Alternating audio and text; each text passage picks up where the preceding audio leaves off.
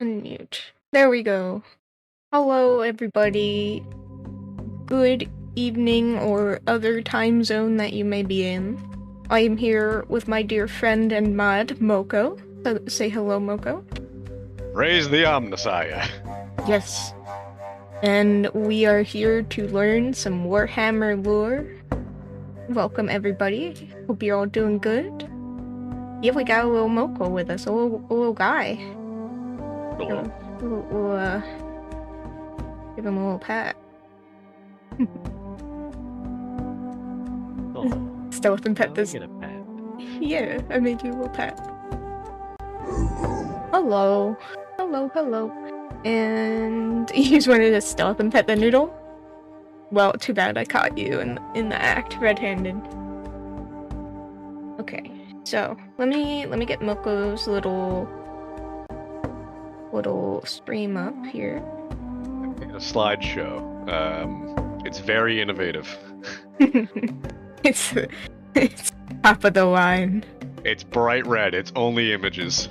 Okay.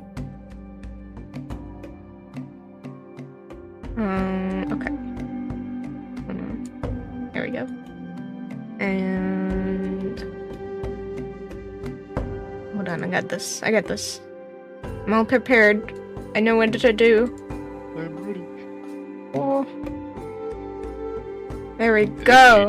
I redeem a pat for myself. It's self-love. We love that. We love to see self-care here. Let me just resize the border a little. There we go. I hope you guys don't want to see what lies make. No, we don't want to see that. We want to see your slideshow that you worked so hard on. We come here for the streaming.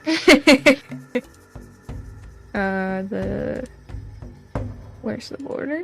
There we go. Or no, this unregistered Moko cam. Where did you rip that border from, by the way? I found it on Google. It's really cool, isn't it? It is pretty cool. And is that the Mechanicus logo from the video game? I think so. Yeah. Yeah, I just ripped everything. Very good. Okay. Alright. So, me when Walter White. Yeah, I feel that. Entertain you. Twinkies! Oh god. Of course we'll entertain you. I'll try. He's still a servo skull. Oop. Spoilers? Sorta, not really. Yeah, I'm gonna do art in the background. I'm either gonna doodle my Dark Tide characters or... Yeah, these are all my characters, obviously. No. One of them's Moko's, actually, and then the others are Bees and Lemons. And... To be fair, my guy is just in the Armageddon Steel Legion outfit, so... Yeah, but he's got a cool mustache. You guys keep making fun of the mustache. I like it. Maybe that's just Lemon that makes fun of it. Okay. So you can start whenever you like, Moko. Alright. So, we're gonna do the boring part first. I'm going to go over a brief history of the Mechanicus, but it's probably still way too in-depth. Okay. History lesson, I know. So, the Mechanicus, if you don't already know from Warhammer, are the weird tech people. They're covered in tubes and machines, and they think that flesh is icky, and having your skin turned into metal is based. Relatable. Yes. In the universe of Warhammer 40k, Mars was colonized and terraformed relatively early in humanity's history. Early enough where it developed its own culture and belief system separate from Earth, which in Warhammer is referred to as Terra. And they actually, this is back when humanity had like ridiculous technology. I'm talking like ships that could destroy planets, kind of thing. Oh, no, they already have that, but like more so than now. AIs running around, yada yada yada. Yeah. So they turned Mars basically into a paradise world. It was full of trees and oceans, and it was nice and green. It's not red. Green. I know, Lovely. it's strange. That's not a very creative color though. No, it's not. But now I gotta go for my notes again. Hold on. Essentially, what happened is that this time period called the Age of Strife occurred, Mm-hmm. where warp storm. So basically, hell started bleeding into the universe all over the place, really badly, Lovely. and it made interstellar travel near impossible for humanity, because they actually go into hell to travel faster than light. Mm-hmm. Um, so So that's this, like their black hole travel is just yeah, they dip their toes into hell and then they get out Mm-hmm. as fast as possible. Sometimes they don't end up in the right time Mm-hmm. or Fun. place. Yeah. Sounds like It, very efficient. oh yeah, it's very efficient. It used to be a lot more efficient. Uh, and so this led to a lot of humanity, because humanity was essentially like the whole galaxy spanning empire. It still is. Yeah. And by that I mean the Milky Way. Um, it led to most planets becoming, or solar systems becoming, rather insulated from the outside. So some suffered greatly, most of them suffered greatly. Mm-hmm. Everybody Occasionally, suffered greatly. it sucked. It was called the Age of Strife. What do you want? Yeah. Uh, so there ended up being lots of civil wars and things like that on a lot of planets. Mars is no exception. So, so they essentially nuked themselves back into being the red planet that we know. Lovely. The surface was covered in mutants. It was a terrible time. If you're a regular human, you basically lived underground and you started like replacing pieces of your body. Mm-hmm. And this is also when the religion that we know as the tech priests and things like that, called the cult Mechanicus, Yeah. began. Back in this time period, they were not called the Mechanicus, they were the Mechanicum. I will just keep calling them the Mechanicus because it's confusing. No. Clearly, Mechanicum is the better name here. The Mechanicum had the cult Mechanicus, which Okay. became the dominant religion, which would believe that the flesh is weak, Mm-hmm. and you have to augment yourselves to become closer to the machine spirit. Okay. This started off as almost a necessity, because while they were stuck underground, the people that were able to keep them alive were the people that could fix the machines. Yeah. So they began to revere them like gods, and then eventually they began to revere the machines like gods. Mm-hmm. Let's see. So eventually, Mars kind of gets its stuff sorted out. They become unified under the cult Mechanicum, or sorry, cult Mechanicus, whatever. Anyway, Yeah. and they constructed a temple on the surface of I almost said Earth, of the surface of Mars, Mm-hmm. and it was called the Temple of All Knowledge. Ooh. This is a massive structure, and its roof is about a mile up. Mm-hmm. And apparently its roof is also on pistons and can be raised and lowered depending to change the acoustic properties of the building. It's really cool, but really weird. Yeah, that That's sounds a kind of common cool. thing. Yeah. And so uh, after the Age of Strife, AI became banned Mm-hmm. uh, because they essentially got terminated and survived. Mm-hmm. They Uh, said AI art be gone.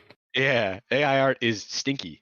Mm-hmm. Funnily enough, they changed the word for AI. It's still AI, but instead of artificial intelligence, it is now abominable intelligence. Abominable.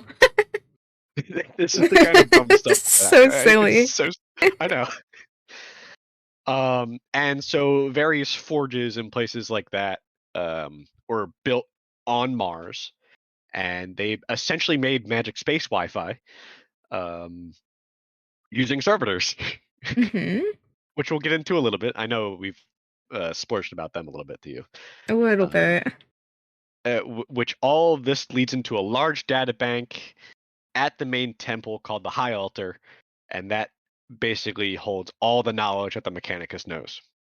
Mm-hmm. The Mechanicus also believes that all knowledge. I forget if it's at this point. Anyways, right now, the 41st millennium, the Mechanicus think that all knowledge is already out there in the universe or the galaxy.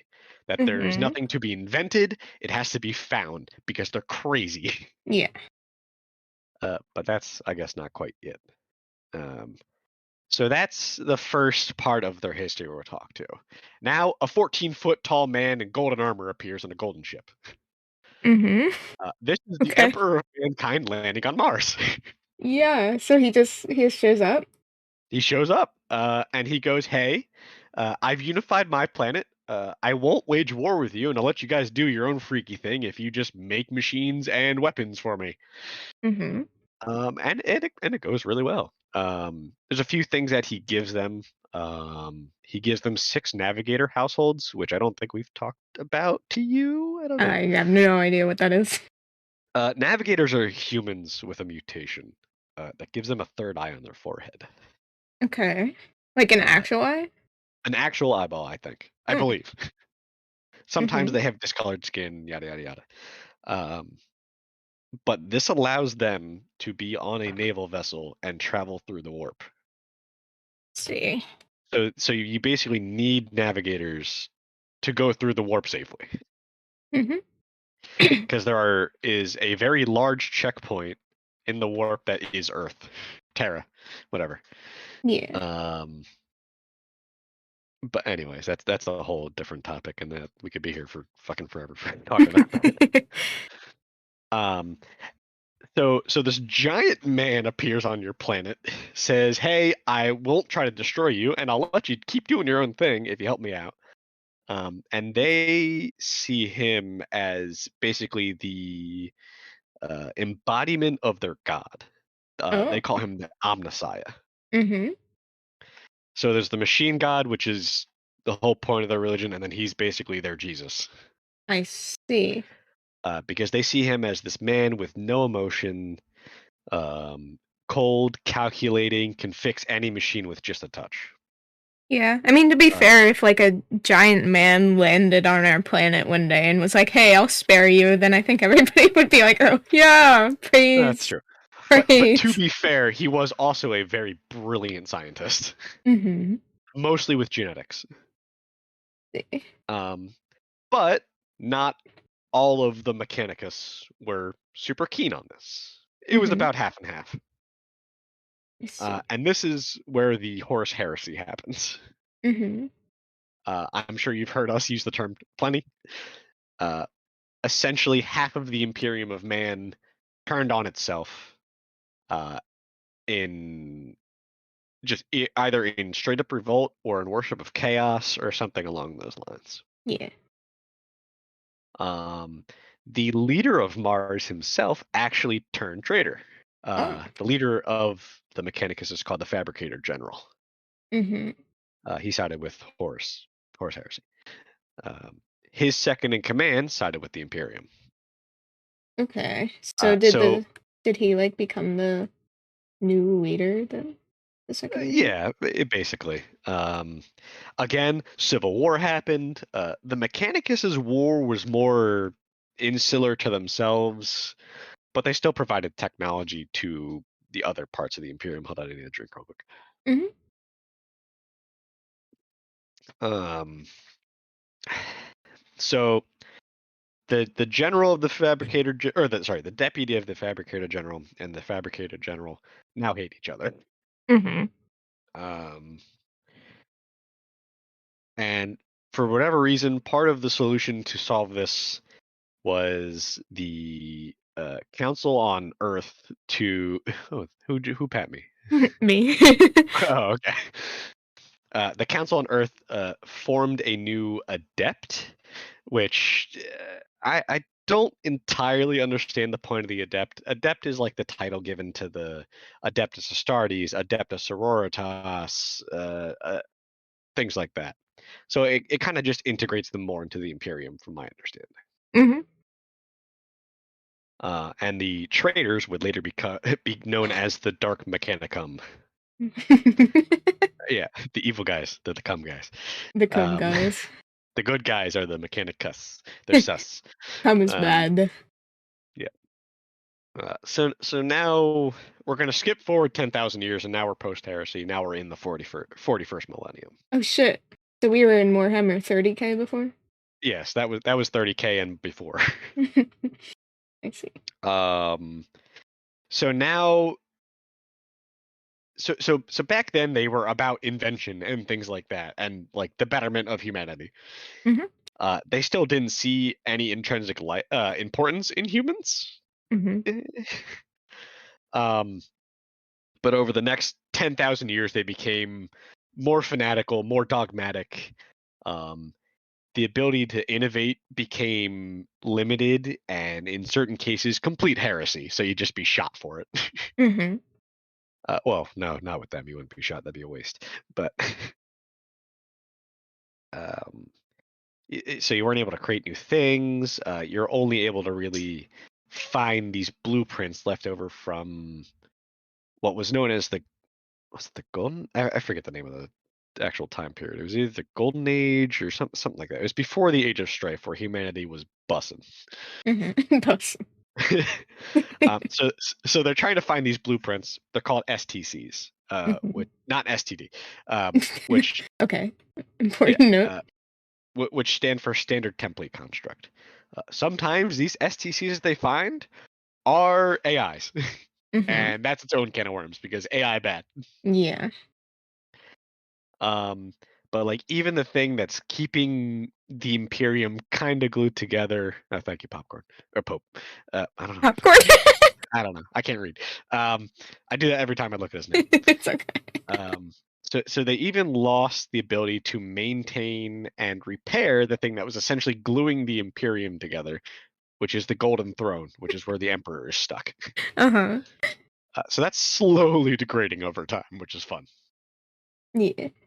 And that's kind of the big thing with their history. That's kind of the boring part. Besides, they only have like one named unit on the board on the tabletop game. His name is Belisarius Call. Yeah, I've definitely heard you say that name before. Yes, Call. He is kind of heretical. He's not quite the Fabricator General, but he's gunning for the spot. Mm-hmm.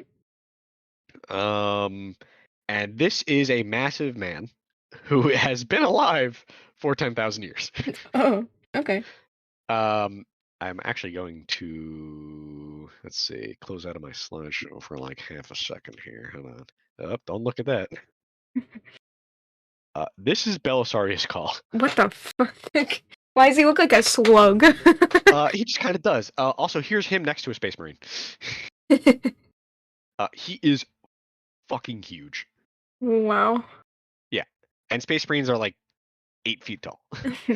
And Jelly, thank you for the follow. Welcome in. Ooh, shalom. So this man invented a new type of Space Marine. Okay. Which is kind of heresy, but kind of not. Uh-huh. Because he's also doing the Emperor's will. He has, over the course of his 10,000 year life, wiped his memory, because if he didn't, he would actually go insane. Oh. And then stored some of his knowledge on what I think are called calm miners or something like that. So like he makes tiny little versions of himself that store his memory. Just like really little weird dude. chibi versions of himself. Yeah, kinda. He actually gave one to a Primarch, which may or may not be an AI. Yeah. But we don't Heresy? talk about that. Heresy, yeah. Anyways, so during this process of, oh wait, I lost that window. Let me present everything. during this process of wiping his mind, he has also assimilated other people's brains Oh. and their Yeah. knowledge. And in one of the people that he assimilated, he essentially saw a memory of that guy talking to the emperor, and the emperor referring to that guy as Call. Oh. Which is weird because Call wasn't born yet. Yeah. Better And call he Call. essentially, yeah, better Saul Call, better call Saul, Better Saul Call. Not a stroke. Like this, please get this skull off So me. I did not he agree to this. essentially, No. the emperor had like a weird foresight thing. So he saw that as the emperor looking at him and telling him to carry on his work. So that's why what he's doing to him isn't heretical. To other people, So that's most of the heresy stuff, and that's like the one named character on the tabletop that to talk about. He doesn't really give a shit about the no innovation, no inventing. He's all about that. He's an actual scientist. Yeah. Everyone else is just crazy. So now I wanted to talk about some more specific things. Mostly the sub factions of the Mechanicus, because they actually do encompass quite a lot. Yeah. But before I talk about sub factions, we're going to talk about servitors. Yeah, servitors. Yeah, These servitors. poor fucking bastards. I know. So, sorry, second. Oddly enough, the Mechanicus, even though they do not care at all about human life, their servitors are a little bit more humane than the rest of the Imperiums. Oh. Because they vat grow their servitors. And then lobotomize them and take their body parts away and then turn them into machines. So it's still messed up, but their servitors, generally speaking, didn't have a past that they have been ripped from and then turned into these. Yeah. The rest of the Imperium, it depends very wildly, and there's no unified, like, with a lot of the stuff in 40K, there's no like unified way on how these things are made or what they're used for. They can be used for anything from, like, on the left here you have that's one made for war, basically, that he has a weapon attached. The ones on the right are manufacturing. Yeah. Are they manufacturing other servitors? I'm not sure. Maybe. Or are the heads on the bottom just observing? I think they're just observing. I mean, sometimes, like, for the rest of the Imperium, not the Mechanicus, servitor is often a punishment. Yeah. So they'll have inmates and things like that, or like if you're a heretic, they'll turn you into like a war-based servitor, and then you're fighting other heretics. But when they turn you into a servitor, they lobotomize you, but there's still parts of you in there, and you a lot of the time still have some consciousness and know what you've turned into. Yeah, like the ones in Dark Tide where they're like, "Please take me with you." Yes, or please help me, or something like that. So sometimes they're more human. Sometimes they develop personality all on their own. But they're human, so, or maybe. Yeah, I mean, they are kind of human. Yeah, sort of. A subtype of servitor that we're going to talk about, and I'm already like blasting through everything. I figured that the history would take up more time, but it's okay. The next thing we're going to talk about is servo skulls. Yeah, I like them. Look, They're Monty's awesome. Monty's wearing one on his back. Yeah.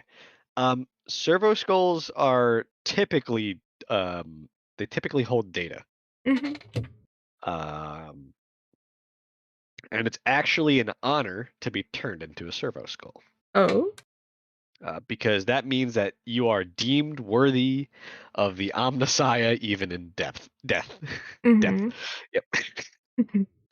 And so, like, sometimes, like, say a tech priest dies, instead of losing their knowledge, they'll turn them into a servo skull, and now they can access their knowledge. Yeah. Things like that.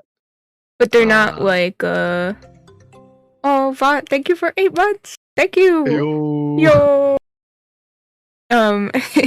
So they're not like, they don't have personalities. It's just literally their brains are being turned into computers. Kind of. They're like hard drives that float around. Yeah. They're given like little anti-gravity propulsion things a lot of the times, like the ones in Dark Tide that you see floating around. Yeah, they're neat little things. Yeah. Now we go into what it might be the most horrific version of a servitor. Mm-hmm. That wants his skull to be turned into a flying robot. Oh, that would be lovely, I'm sure. Yeah. The cherubs are almost exclusively used by the church. Ew, I don't like them. Yeah.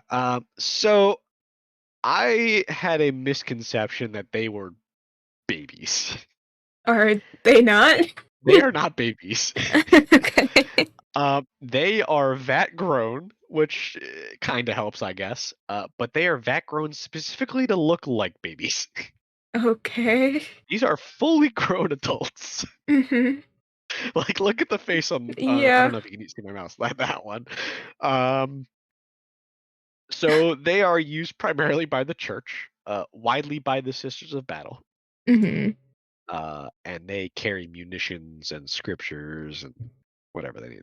They're basically just like the ball boy of the church. Yeah. But they're freaky, so why not include them? Yeah. They are made in the visage of cherubs from ancient Terra's history, basically. Mm-hmm. Yeah, like kind of like the cherubs we have in like. Yeah. That's exactly what they're based off of. We did this. Yes, we did this. This is our fault. To be honest, having an angel baby is weird anyway. that is kind of weird. Weird champ. So now we're gonna talk about some sub-factions. Mm-hmm. Some of this is gonna be in detail. Some of this I'm just kind of gonna skim over depending on what it is. Yeah. So now we're talking about Skitarii. Chip's here. Hello, Chip. Chippy, thank you for the raid. Welcome in. How was your stream? What's poppin'? We're talking about Warhammer, everyone's favorite thing. Yeah. Well, actually, Chippy said to me that they would like to learn more about Warhammer. So, ooh. Lucky for him, that's exactly what we're talking about. Hello. You unfortunate bastard. We're talking about the most like body horror inducing faction in the game. Imagine thinking you're gonna be a warrior, but instead you become a messenger baby. Yeah, you get like you're gonna be born and you get turned into this thing. Yeah, God, what a terrible fate. The one that's underneath the really old man looking one, that thing has like a Vox speaker shoved into its face. So that thing is literally just like a flying speaker. Isn't that fucked up? Yeah, that's fucking terrible. And you'll see like some people will have that and that like synthesizes talking and stuff too. But I'm pretty sure for this one it's literally just transmitting what stuff is put into it. Yeah. So the Skitarii. They're kind of neat. They're also kind of terrifying. They look cool. They do look really cool. That is one thing that I will say for sure. Sure. Represent innocence and purity before they are changed. Yeah. Yeah. So the Skitarii are the primary military might of the Mechanicus. Also, I didn't touch on this, but in I the name I'll of Gaskell Magor, these guys are wearing red robes. The background is red robes with like the weird cog pattern. The tech priests wear red robes. Yada yada yada. Do you know any idea why?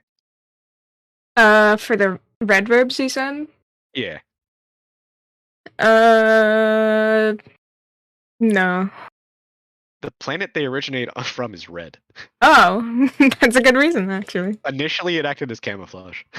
It's kind of lame, but also it makes sense. But Mars is like orange. Oh, It's fine. You're in a dust storm. I mean, have you looked at like military camo? It's not like perfect. True. It's fine. It's just enough to like break the eye. Spirit, thank you for the raid. Welcome in, guys. Oh, hello, people. If you don't know me, I'm Lai. I'm here with my mod Moko, and we're talking about some Warhammer today. Hope you guys had a good stream. No, stop it. I'm gonna bonk you. Let me give you a shout out. How was your stream? I hope it went well. What did you stream? Yeah, what were you up to?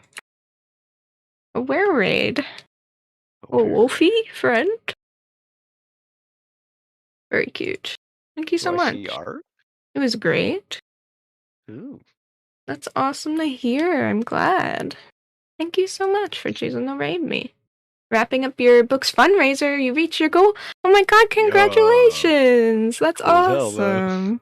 Yeah, I'm gonna have to check that out. That sounds so cool. You love my avatar? Thank you, you're so sweet. That's super nice. And thank you for the follow as well. I really appreciate all the support. I hope you enjoy. Please support Lai more. They need it. Shut up. No.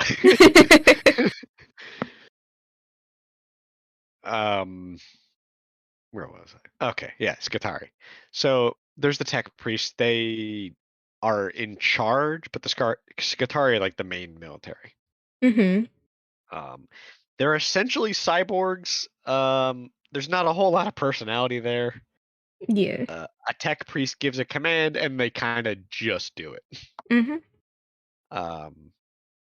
Trying to think. They are augmented heavily, some more than others. So if you look on the left, you have a Skatari Ranger. These can range from freshly augmented to pretty seasoned. And if you look on the right, that's a Skatari Vanguard. You become a Vanguard when you reach the point where you are more machine than flesh. So those guys have basically only the flesh that's needed to live. Lovely. So, like, I'm guessing just innards. A head, maybe like a torso for your organs. I don't know. I mean, even then, I think they usually put like organs in jars and shit. So Lovely. And a pretty prominent motif, if you look at their eyes, they're all glowing blue. Yeah. So those are goggles, sort of. They don't have eyelids. Their eyelids are removed. Oh, I don't want eyelids. Yeah, their eyelids are removed so they can never blink. They're always at attention, and it's essentially those lenses get put over their eyes and sealed there, and it automatically wets your eyes so they don't dry up. Interesting. Other things, those rebreathers, they go all the way down their throat. Oh, lovely. They have tubes and cables going down their throat and all that jazz. It's a great time. Let's see. So those are the two, I want to say primary variants of Skatari, but there's a couple others. I'm going to touch on one more, which is the, instead of Skatari, it's the Sakarian Infiltrator. Because they can't keep their fucking names consistent. Look at those legs. Those are so fucking cool. They are really cool looking.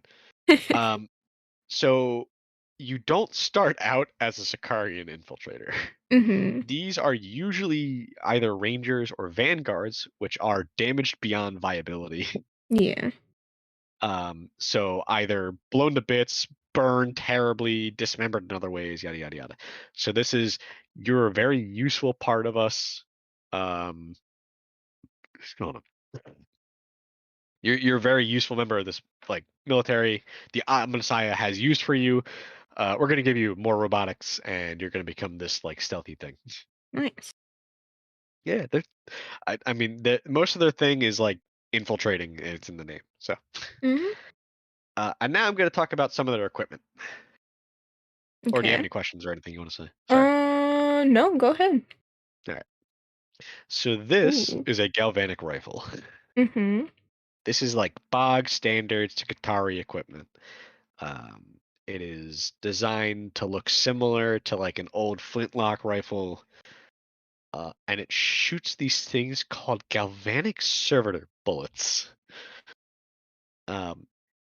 So the bullets for this gun have like tiny bits of servitor in them Oh, that correct the trajectory of the bullet.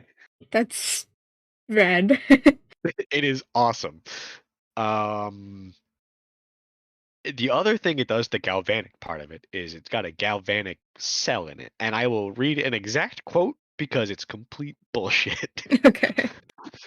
When such a bullet strikes home, it causes all potential energy of the target to burn out in a killing blast of electric force. That's it. That's what the galvanic cell does. I don't know what the fuck that means. Hmm. I tried looking it up. Nobody else does either. Nobody. Just nobody. It sounds really cool though. I mean, I guess it's like when it hits you, all the potential energy of the bullet like ripples through you or something. Huh. Or like the potential energy is turned into electric force and you're basically tased to death. I don't know. Mm-hmm. That's my best guess. I see. But they're really cool looking. A lot of the Mechanicus stuff looks really cool, which is why I Mhm. love them. Oh yeah, that's why I wanted to learn about them. I was like, I really like the way they look. I would totally collect them. I think it's why a lot of people look at them because they look really cool. Mm-hmm. So now we're gonna talk about, or this is like their standard tech. We're gonna talk about a couple other pieces of equipment that the Skitarii use. Next up being the radium weapons. Mm-hmm. Uh-oh, radium. Uh-oh. So they essentially shoot highly irradiated bullets at things. Oh, lovely. So you just get injected with fucking radiation by I'm so bullet. full of radiation. Yum.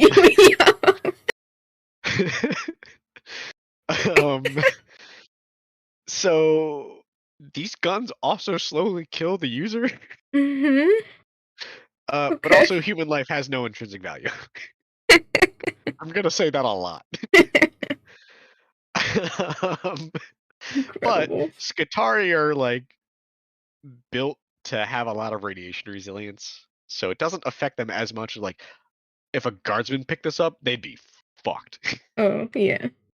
These are actually banned by most of the Imperium Mm-hmm. because they are horrific. Yeah.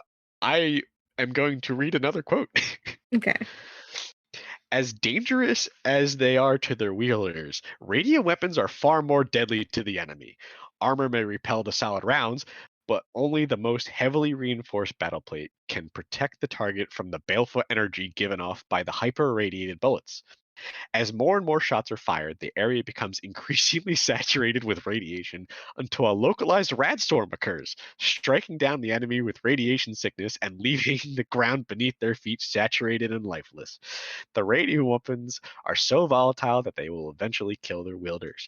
The war plate worn by Skitarii Vanguard, combined with their rad leeching robes and augmetic limbs, go some ways to protect them from the harmful feedback generated by these weapons. Though inevitably, some will still seep through. Doesn't that sound fun? Worth. 100% like, worth. That sounds terrifying to fight. I would hate that. What the fuck? Oh my god, it's raining acid. Oh my god, my skin's falling off. Like, Jesus Christ. Please, God, help me. I'm sorry, Emperor, help me. Emperor, help me. Omnissiah, please. Hey, Sparkle, welcome in. Doing good, how are you? Oh, no problem, Matt. Yeah, don't worry about that. I know it's not your fault. It happens. Two-factor authentication issue. Yeah. You're welcome to come back if you'd like. Yes. The next thing we're going to talk about are phosphor weapons. Mm-hmm. Which, oddly enough, kind of grounded in reality. Get this off me. I'm not paper, so I don't need a paperweight to keep me on this planet. Like phosphorus-based munitions. Oh, sorry, I didn't even hear him. Oh, it's okay.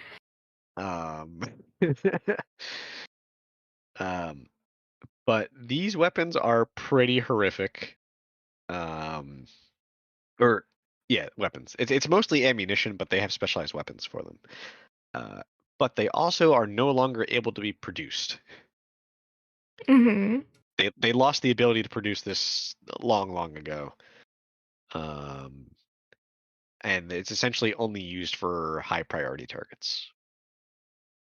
And I'm going to read another part of a quote. Okay. And also, this is what a phosphor blast pistol looks like. That's so fucking cool. Oh, that's cool. I know. And you can kind of see what they do there on the right. Oh, lovely. Yeah, this highly corrosive toxin burned with an intense flame that could not be extinguished short of placing it in a vacuum. What the fuck? That is awful. That's so fucked up. That is a space marine. Yeah, what the fuck? Getting just demolished by it. Mm-hmm. They're tough. And that's a Terminator too. And Terminators are like crazy tough in comparison to a regular space marine. Is this considered dark age of technology? Yes, I believe so. They have a very large stockpile, but every time they use it, it dwindles. Mm-hmm. Like, just put 2s in the AdMex 1s and 0s, and then you win. No, you're gonna kill them doing that. Christ. Torture. Today I'm going to paint me bike paint spike purple where me bike they go. have a lot of stuff that's like, oh yeah, it just kills the user. But again, human life has no intrinsic value. Oh yeah. Unless you're like a tech priest or somebody with knowledge, they do not give a shit about you at all. Mm-hmm. And that's the like handheld weapons that we're going to talk about. We're going to talk about one of their vehicles next. Okay. It's called the Onager Dune Crawler. Lovely. Yes, name. we have to talk to them about servitors. So these are the Dune Crawlers. These are their tanks essentially. They are awesome looking. Mm-hmm.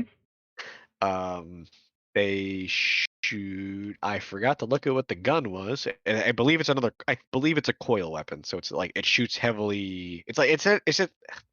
Sorry, hold on. I gotta slow down for a second. Mm-hmm. Take your time.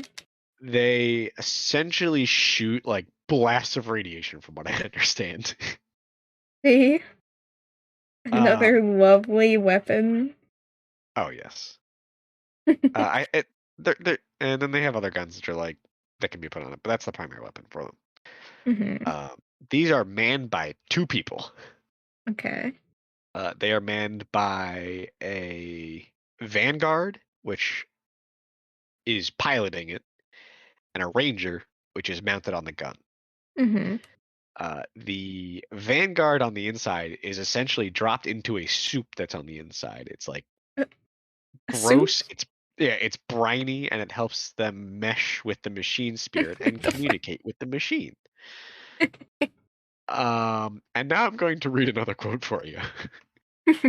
This is always fun. An Onager Doom Crawler holds two crew. Enmeshed with the Onager's enmeshed with their Onager host in a strange symbiotic cybernetic relationship. Its gunner is a Skitarii Ranger. His formidable marksmanship bolstered by a variety of auto-scrying lenses, the machine's driver is a Skitarii Vanguard. His resilience to harmful energies allowing him to immerse himself in an electro-amniotic tank that allows communication with the Onager's machine spirit. Such crew will eventually be used up in the matter of energy batteries. Mm-hmm. But these drivers are easily replaced. By inserting a new Vanguard into the filthy electrode-rich soup, the Onager can be given a new lease on life. The Skitarii crewmen meet their fate uncomplainingly. To serve the machine god is reward enough. Mm-hmm. So, it's another thing that just kills you. Lovely. But you're okay with it. Yeah, of that course is we your are. whole purpose. Mm-hmm. You drive this thing, you die, the next guy gets put into it. Yay! My life's dream fulfilled. These things are strong enough to take on like Space Marine stuff. Mm-hmm. Oh shit. Which is kind of ridiculous, but again, they kill people. Mm-hmm. So it kind of evens out, kind of not. Oh wow, I just realized you're turning VOD into a Silver Skull. Silver Skull. That's what he said he wanted in his life. That's true. I want to say it's the servo skull from the new Rogue Trader game, but I'm not entirely sure. I just picked one. Yeah, it's pretty rad though. Did the redeems go through? Didn't appear in chat. Straighten I up saw redeems? straighten up. Also, There's make a sure you're not shrimping, Moko, or else I'm gonna pull Uh, out your spine. no, I'm actually leaning like really far back. That doesn't count as sitting straight up. Yeah, but I'm straight up, but in my chair, which is at a 45-degree angle. Hmm. Come on. Hmm. All right, fine. Yeah, the Dune Crawler is a hell of a piece of equipment. Yeah, it's cool. I like the legs. Yes, I love that they're walkers instead of just on tracks. It makes them so much cooler. Yeah. And now we're gonna talk about even bigger walkers. Mm-hmm. We are briefly gonna talk about knights. Okay. I don't have a lot of notes on knights. They are large war machines. They have quite a few sizes. These are like 3 of the main types that you can buy pretty cheaply now because they all have plastic kits and aren't Forge World models, which cost way too fucking much money. Mm-hmm. So on the left we have an armator. On the middle we have it's a specific type of knight, but this is like the generic knight model. This Mm-hmm. might be a warden. I forget. It depends on like what weapons they have for that. And then on the Lucky. right we have a knight castellan. And they just range in size. Uh-huh. The Mechanicus, they build these things. All They're my rather Adeptus big. I didn't Mechanicus get enjoys, exact please sizes on raise these your things hands. because Mechanicus be the rockin'. stuff that we're going to talk about next is going to blow these things out of the water. Uh-huh. Well, come on, And he these are says some. Mechanicus. Oh God. And this is some like to scale the models. So Mm-hmm. the one in the middle is this big gray one, Yeah. and all the Ooh. way in the bottom there is a Space Marine. They're fucking So, massive. oh yeah, they're massive, and they're piloted by like a person. Mm-hmm. There's some crew in there sometimes, depending on the type. But yeah, the people that pilot these things are essentially their whole life is about these things, Mm-hmm. and they're in like hoity-toity night houses. Um, Now, the next thing we're going to talk about, I went a little bit more in depth on, but not a ton, just like a brief overview because these things, if I wanted to get into it, we could be here forever. Yeah. Roger wants to get Uh, into it. He's like oh so God, excited. yeah, there you go. Oh yeah, so these things, and the next thing is we're going to talk about the Titans. Uh, the main guy is called a Princep. He's the pilot of these. And he's yeah, you've watched Pacific Rim, right? I think so, yeah. It's kind of like that, where how they move is how the robot moves, kind of. Mm-hmm.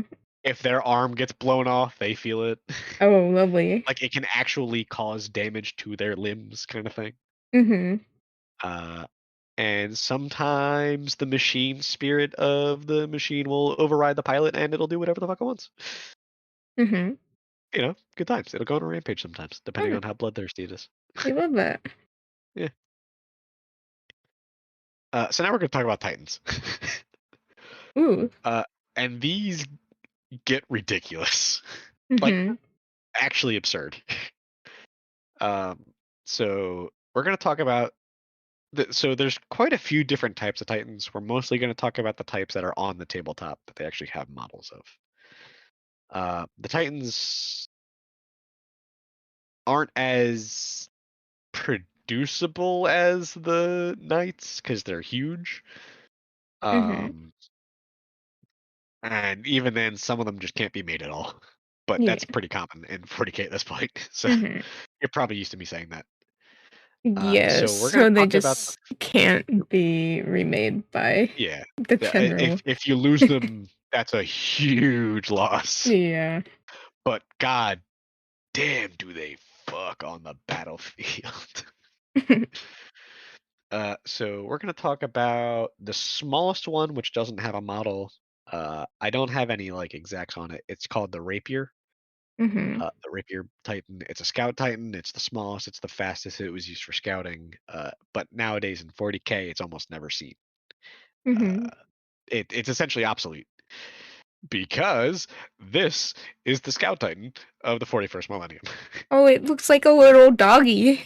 It's called a Warhound. I just want to pet it. It's awesome, isn't it? Yeah. So these things are piloted, I think, by a couple people. They are almost always in pairs. And they're 56 feet tall, give or take. They are huge, and these things are the Scouts. They can run like the speed of a truck. It's fucking ridiculous. And there's also a more heavily armored and weaponized version of it called the Direwolf. I didn't grab a picture of that because I don't know. It's the same thing, but it's got a gun on its back, It's just like bigger. on the very top of it. Yeah, and it's got more plate. So that one is a heavy Scout. It looks heavy to me. Yeah, right. And now we're gonna get into the Reaver Titan, which I think this is the dumbest looking Titan out of all of them. I hate its head. It looks like silly. Stewie Griffin. Oh, hydrate, Moko. Oh, all I have is an energy drink. Sorry. Wow, that's not very hydrating of you. I love that the person on the right is watching the avatar. Oh my god, I didn't even notice that. So this is the Reaver Titan. It's the first one of the models that exist that is considered a battle Titan. It can do about double the damage as the Titan. It can take about double the damage as the Warhound Titan. But I mean, there's not a ton to get into with these because essentially it's the same stuff but bigger. Yeah. So like these are big plasma guns on it. I don't know if you can see my mouse at all. Oh, yeah. So this is like a big plasma gun, and they just get bigger. Yeah, they get bigger. They get multiplied. Yeah, and I don't know exactly which weapon this is because I don't know what's on the models. I want to say that's either a Melta or it's just like a bolt gun, or maybe it's a Las. I don't know. I think it might be a Las. So I'm sure somebody in chat knows. Hello, Omeo. But essentially, the bigger the Titan, the bigger the weapon. It's the same stuff over and over again. This guy has a melee weapon that's a fist. Fist. Imagine that coming down at you. They don't really crouch that far though, but they will step on you. Step on me. Now those fists are more for fighting other Titans, and like Xeno Titans, which I won't get into. And then we're going to talk about the Warbringer Titan. Oh, did I say this thing's about 83 feet tall? What the fuck? Yeah. So we've jumped from 56 feet, give or take, to 83 feet. And now we're on the Warbringer Titan. It looks like something bees would like. Yeah. Oh, sorry. I'm gonna backtrack a little bit because I just remembered something. So all of these guys, the knights. Yeah. The pilot is not in the head. Oh. The pilot's like up here, if I remember right, and the head's like a camera and stuff. Oh. The Titans, the pilots are in the head. It's a bad choice. I don't know why they do that. Target the head. Yeah, it's like a big squishy spot. Yeah. And I don't know if you've noticed these like shield things on some of these. They look like knight heraldry, and they are. Yeah, these have it too. Those actually do something. Oh yeah. Those are like, I think those are the void shield generators, but I'm not certain. But they actually produce a shield. They're not just there for show. So this is another. This is even bigger than the Reaver. I don't have an exact size on it. I couldn't find it. But I'll show you a comparison of the models later down, and like a diagram of all the sizes. But another big thing, bigger guns, bigger crew, yada yada yada. Yeah. And now we go to the poster boy of the Titans, the Warlord Titan. Oh, that's cool. More guns, tougher shields, bigger guns, bigger crew. These things are about 110 feet tall. I don't know what else to say. These are one of the largest Titans that we see typically.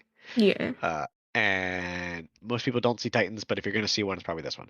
Also, if you want to get the model for this one, it's about $2,000. Yeah, what the fuck? It's massive, that model on the right.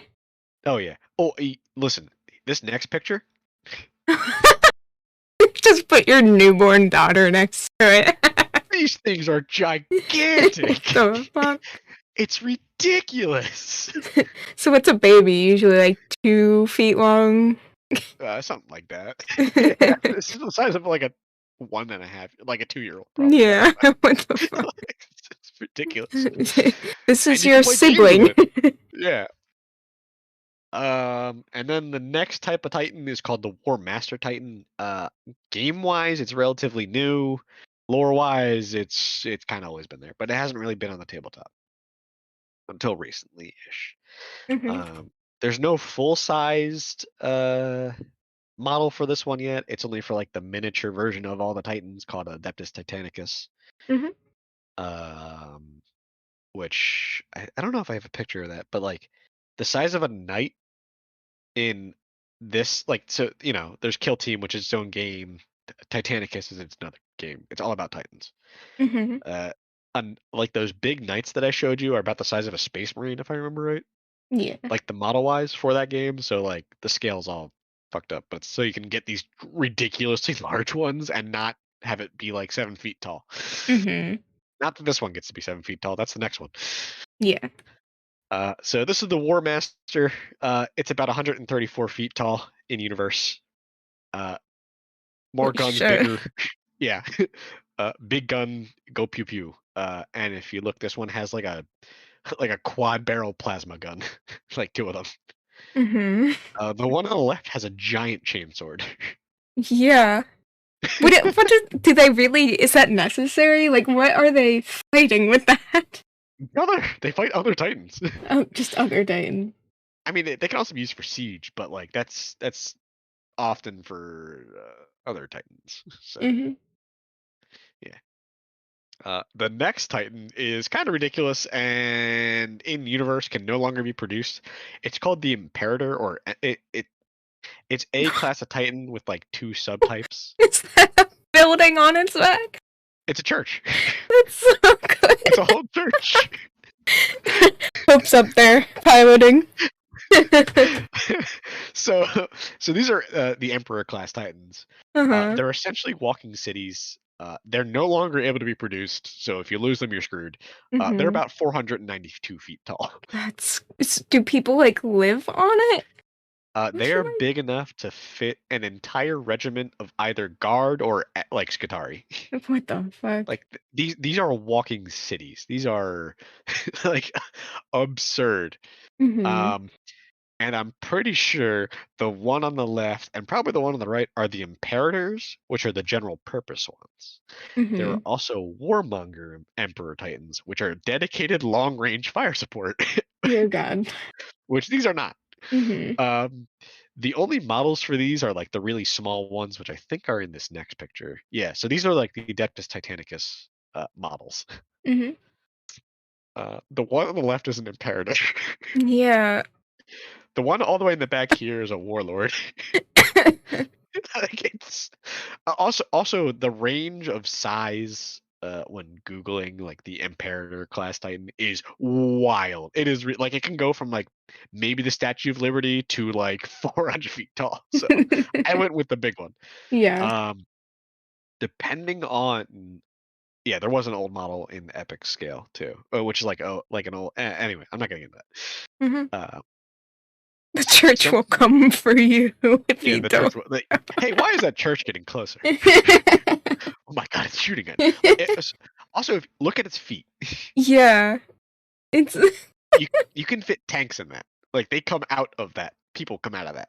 yeah. So like these give me the vibes of like something an 8-year-old would come up with, like drawing, and it's amazing. I know, it's great. I wouldn't be surprised if somebody's kid came up with this when they Mhm. like 30 years ago. Yeah. Or they came up with it as a kid 30 years ago. So we're like, yep, I'm making this a reality. People are going to buy these for $4,000. Yeah. But like these models here are the models made for Adeptus Titanicus. They're Mhm. like this isn't $2,000. This is probably like 60 or $100. I forget. I don't know. But these are a lot smaller, so you can play with them as Titans. Mhm. Somebody on YouTube started making their own 2-scale version of the Imperator using that 492 feet or 2-foot height, and it's like Mhm. 7 feet tall. What the fuck? And that's 2-scale to the tabletop.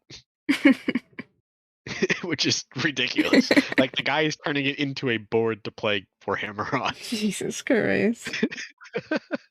That's amazing.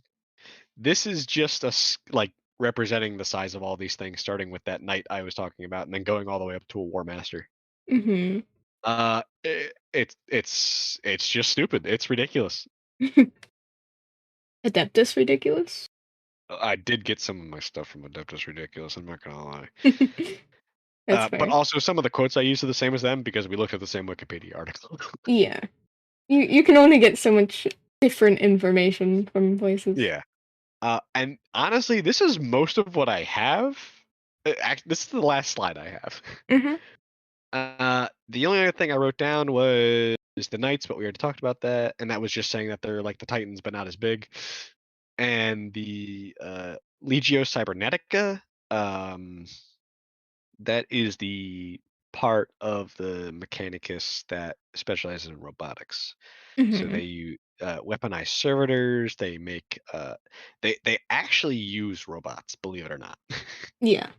They aren't sentient, and they have to have a tech priest present, which is why so essentially they have to have a tech priest present to operate these robots and Mhm. give them commands.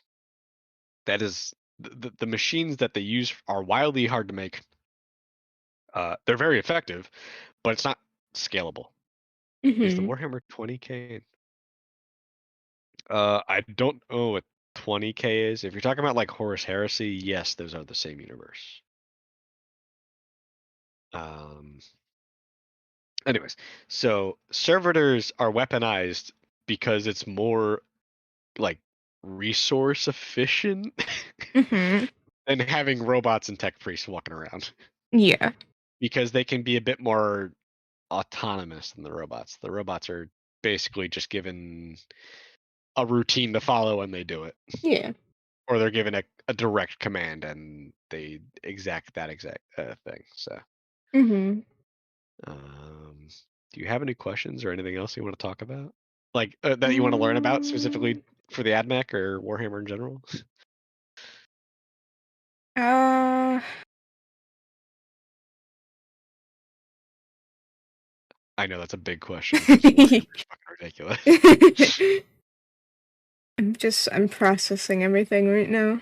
I know. I just spewed a lot at you in like an hour. Tell them about the call. I did mention call, yes, and I showed a picture of call. Yeah, Call is interesting. He is oh wait, hold on. I need to grab a picture for you because call like I showed a picture that kind of shows the size of call, but hold on. Gilliman's Resurrection. So the Primarchs. Oh god, that's not the fucking picture. What? So, anyways, the Primarchs are big. They're like 10-foot tall people. Uh-huh. They're demigods essentially. Mhm. And so one of them kind of was shanked by his brother and then put into a coma and then woken up eventually. Mhm. His name was Rabute Gilliman, sometimes called Robot Girly Man or other various names because the community clowns on him. Fuck, girly man. So this is a picture that's about the resurrection of Rabute Gilliman. This is Belisarius Call.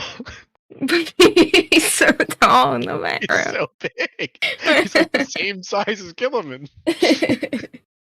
It's ridiculous. Why does he like look like that though? That's just how he's augmented himself. Oh, hi Numbskull. Hi Numbskull. Thank you for the raid. How was your stream?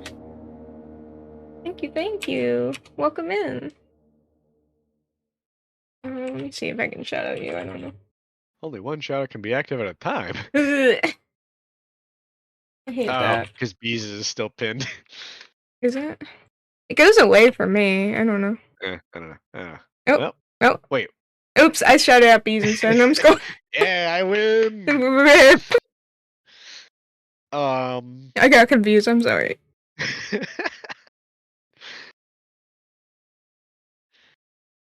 But like, Call is just so weird.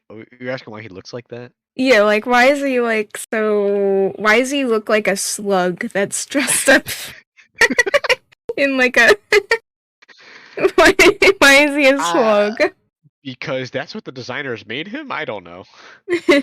I guess that's just what he wanted to look like then, right? Because they just modify themselves. Yeah, he did it to himself. This is him becoming closer to the machine god. Like this is how he does. Granted, he's fanatical, but he's not as crazy as most tech priests. Because he sees himself as a scientist and sees everyone else as like a bunch of quacks. So basically, the less human he looks, the better, because then he's more of a machine. Consume all those who oppose me. I am your new ruler. I mean, he's still like the previous got personality. One. His skull is my crown. He was mighty delicious. The being in front of me looks mighty delicious too. Might eat them later. She's kind of a snarky jackass. Yeah. She is. Are they just kind of all like that? I guess. I mean, they look down on people, so it's gonna be kind of condescending no matter what. Yeah. But yeah, I mean, granted, Call has also been augmenting himself for 10,000 years. Yeah. So he's got a lot going on. Basically. Yeah, he's probably one of the oldest tech priests out there. It's a surprise that he's not the Fabricator General, but also after Gilliman here, Girly Man, his resurrection. I mentioned him erasing his memory. Yeah. So after Gilliman is resurrected, Gilliman isn't a crazy fanatic like the rest of the Imperium. He was from a time before that, and he's been in stasis for about 10,000 years. So he woke up and went, "What the fuck happened to the Imperium?" So he doesn't trust Call because they're all kind of backstabby. But Call is doing good things, and Gilliman likes that. And Call is essentially continuing his father's, Gilliman's father's work, the Emperor. Trying to think, where was I going with that? Shit. Oh yeah, so Call isn't in charge of the Mechanicus because he had a talk with Gilliman and was like, "Listen, half the Mechanicus think that you're a heretic. If I put you in charge, I'm gonna cause another civil war." And he didn't want to do that. When you plan to nap for 20 minutes, but instead you nap for like 6 hours. Yeah, whole day's gone by, everything's messed up. Yeah, I mean, I don't know if you know this, but the Imperium started as all religion was outlawed. If you worship the Emperor as a god, which was kind of happening back then, it was heavily frowned upon, and you could be punished for it.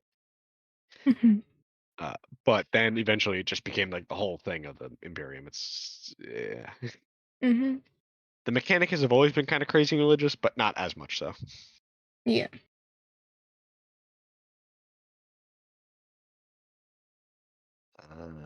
So they think like the technology is like alive, right? Yeah, so everything has a machine spirit. Mm-hmm.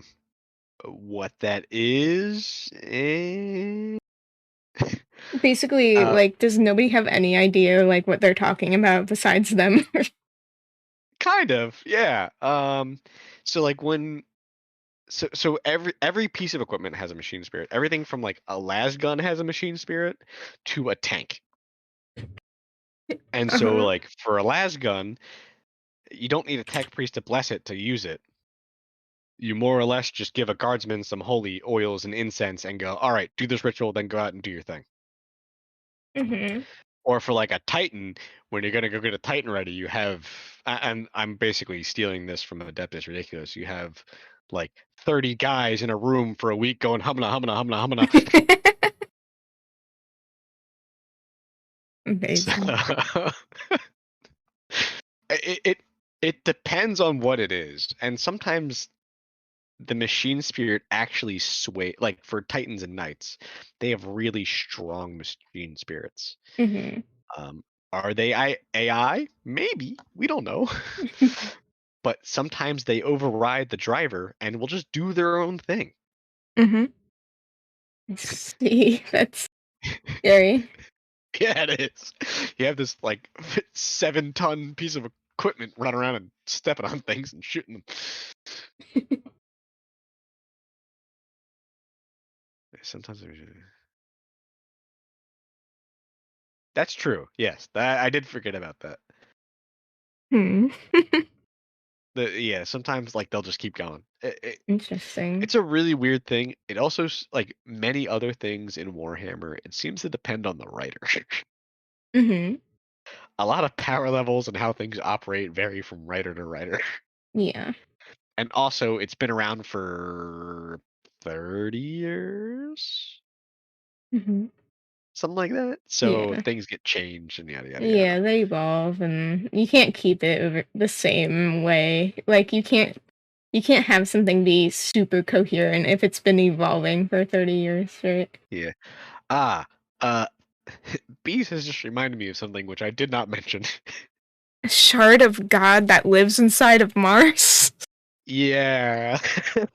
So in the way back times, like the way ancient times, there were Mm-hmm. the Necrons, which you've seen. Yeah. They were still made of flesh back then. Oh shit. Gross. They were sickly. Yeah. I didn't mention the Void Dragon at all.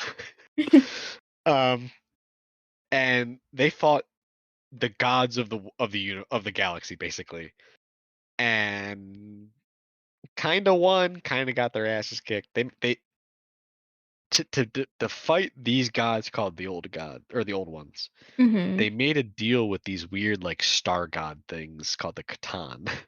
Mm-hmm. The Catan, or a particular Catan, then tricked them. Hi, Res. Res.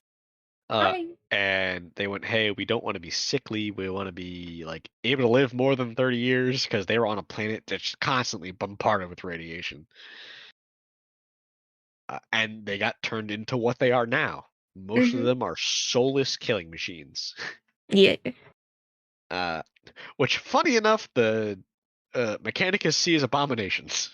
Mm-hmm. Kind of backward. They hate each other. They both see each other as abominations.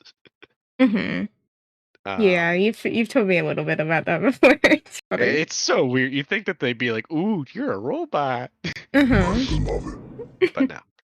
So one of these gods that tricked the Necrons was called the Void Dragon, and it had like dominion over machines and shit like that. Mm-hmm.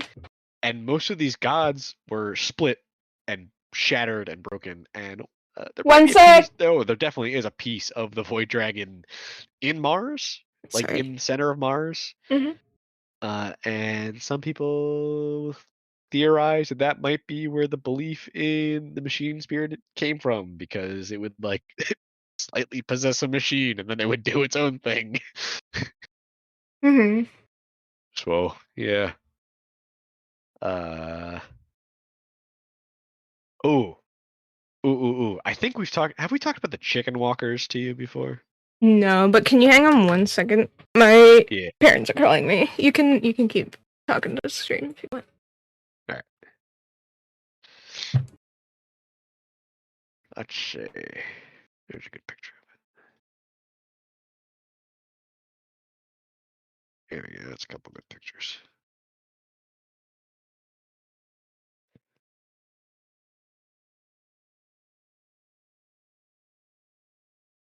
I'm breaking my slideshow. Not that I had it up for a while, but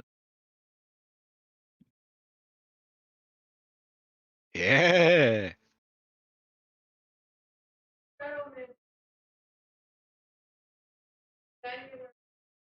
So I'm going to talk about these things, which I'm sure if you know Warhammer, you know about these. So that'll be fun, because these things are goofy as hell.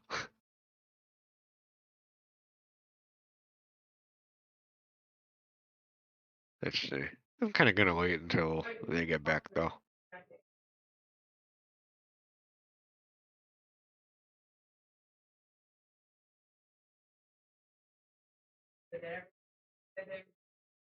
I hope you like AT-ATs from... Wait, yeah. Yeah, I hope you like AT-ATs from... what's it called? Star Wars. Wow, I can't believe I was having a stroke about that. Shut up, Luna. I don't want to hear it from you.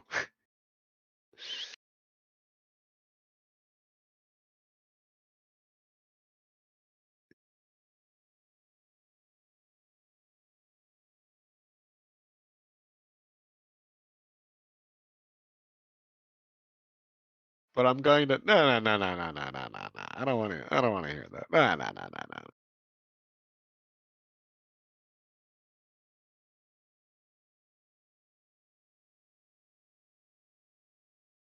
Don't you fucking kick W me.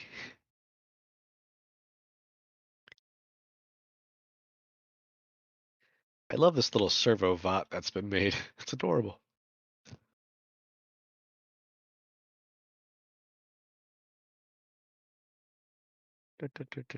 So how's everyone's day? You guys ready for inclement weather? I am.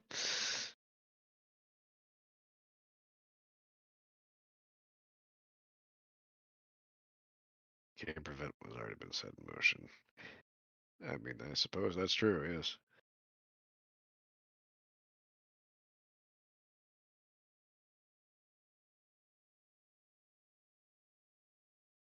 What weather? I mean, depending on if you're in the U.S. or whatever, because it's supposed to be like a hell of a storm going through this week. It sounds like most of the Midwest is. I am back. Sorry about that. That's all good. So we're gonna talk about this dumb thing. Okay. It is called a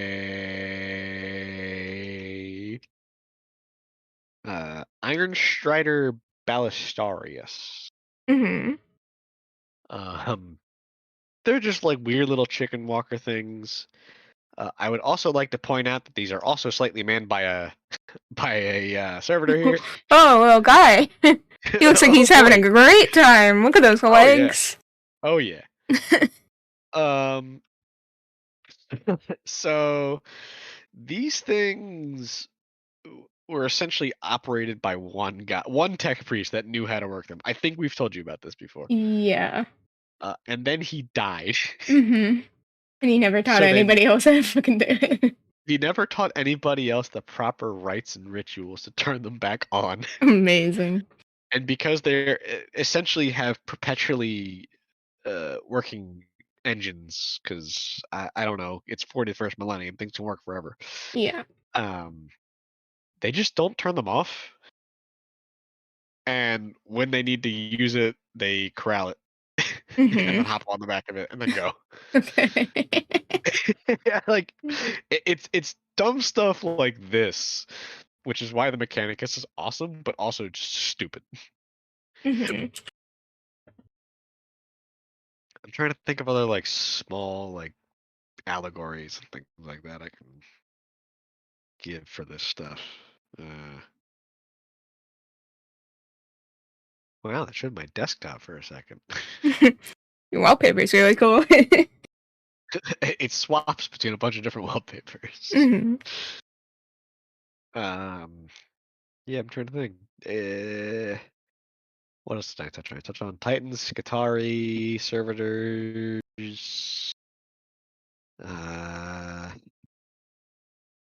Did you have questions on stuff still? I mean, we can just like, we can have it more back and forth because I've kind of just been talking for an hour and a half. Yeah, I can't think of any specific questions other than what I've asked. And Fair chat can enough. always ask questions too. Search history reveal card. There's not much there to look at, but listen, guys, I have big brain. I use incognito. Yeah. Moko uses incognito and two-factor authentication. Be like Moko. Yeah, I'm based.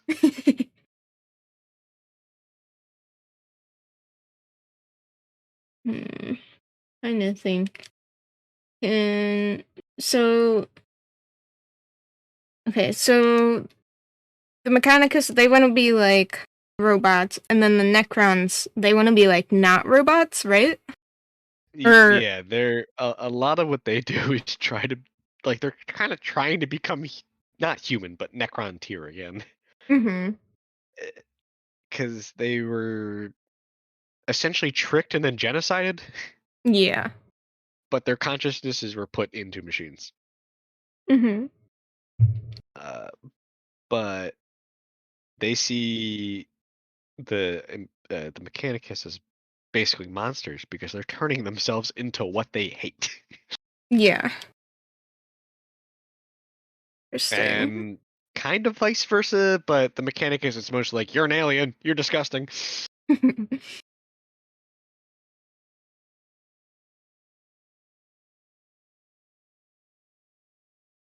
Others want to remain robots.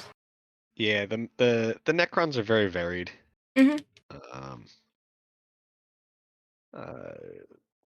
But the bulk of Necrons are just mindless robots. Oh. Okay. I thought they were like people. That's pretty much just the higher ups, because I don't know, it's better for lore or something, probably. Probably. Make one with more interesting characters. So. Yeah, I mean, there are some really interesting Necrons. Trazen the Infinite, he's the one that acts like a Pokemon character and just like grabs things out of time. And he has like this huge, like planet-sized museum. That's funny. There is one who I forget the name of. He's a pair. He's with another one, but he still thinks that he's made of flesh. Oh, poor baby. Yeah, so like at one point he captured a bunch of Space Marines. I think they were White Scars, and like sat them down to eat. And so he's like trying to talk to them. They're trying to escape, but they're like bound to chairs. And he's sitting there like shoving food onto his face, and it's just kind of running off. Yeah. Nemesis Zandrak. That's amazing. And he's just thinking he's having this like nice little dinner party. Yeah, basically. I don't know the specifics of that interaction, but that is essentially what it boils down to. And then I think he just lets the Space Marines go because he was done with them or something. Like, all right, we had a nice little brunch. Go home, lads. Yeah, pretty much. Thanks for keeping me company. Yeah. Oh, yeah. So people aren't sure if he's like actually crazy because like a lot of the Necrons have been in hibernation for like 1,000,000 years at this point. Yeah. Because before any of humanity's shit, they fought their fight and then they went underground for a lot of it, except for like a few of them. And they went to sleep. And they figured by the time we wake up, chaos won't be an issue. Yeah. Or something like that. I forget exactly why they went to sleep. And to be fair, they also kind of got woken up early. Because their leader saw the Necrons flying into the galaxy and went, "Oh my god! Oh fuck! Oh my god! Oh god!" What are the flayed ones? Oh, I honestly think you'd like the flayed ones. Sounds like I'd like them. So the flayed ones are. Oh yeah. Oh, that's a picture. Oh yeah. So Body horror? Question mark? kinda. So this is an example of what a flayed one is. Ooh. They're still Necrons, but they have the oh God, I forget what it's called. It's essentially a disease that infects them, and they start hungering for flesh. What the fuck? But they can't. Can they eat though? No. So. So they'll like rip people apart and just start shoving raw meat against their face. And they'll start wearing their skin. And yeah, it's not a good time. Mm-hmm. So they have like a disease. How does that work if they're robots? It's called I think it's a virus technically. God, what the fuck's it called? Flayed ones. I can look it up. Huh? I can find this real quick. It is called the. It's like a kink. Yeah, I don't know. I'm trying to find it, but. Flayed ones. Oh boy. All right.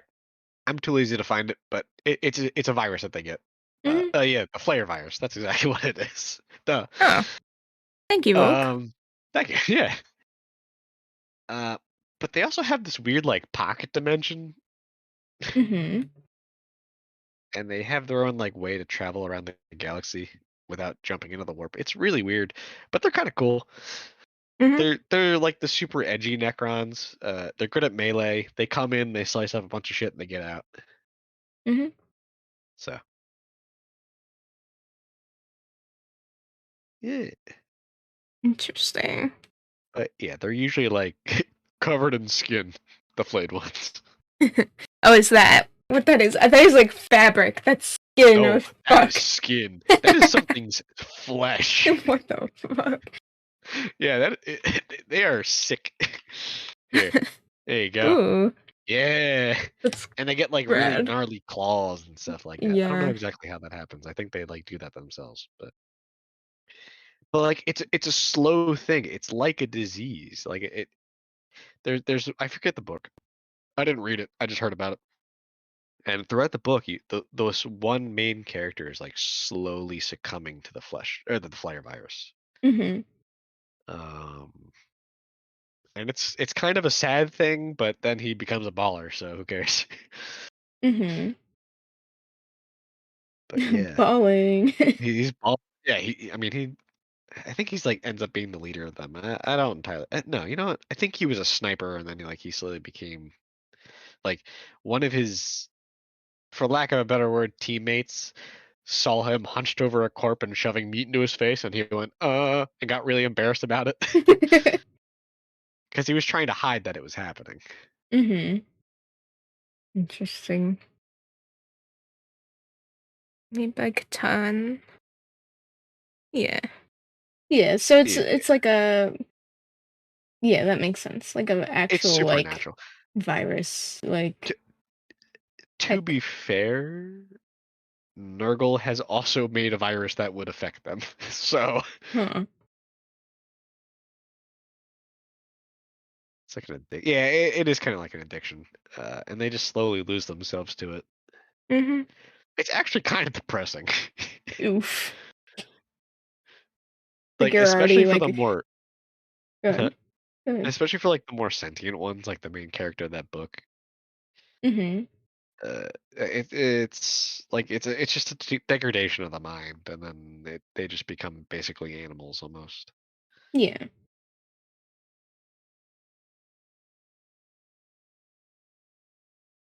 Hello, Cole. How are you?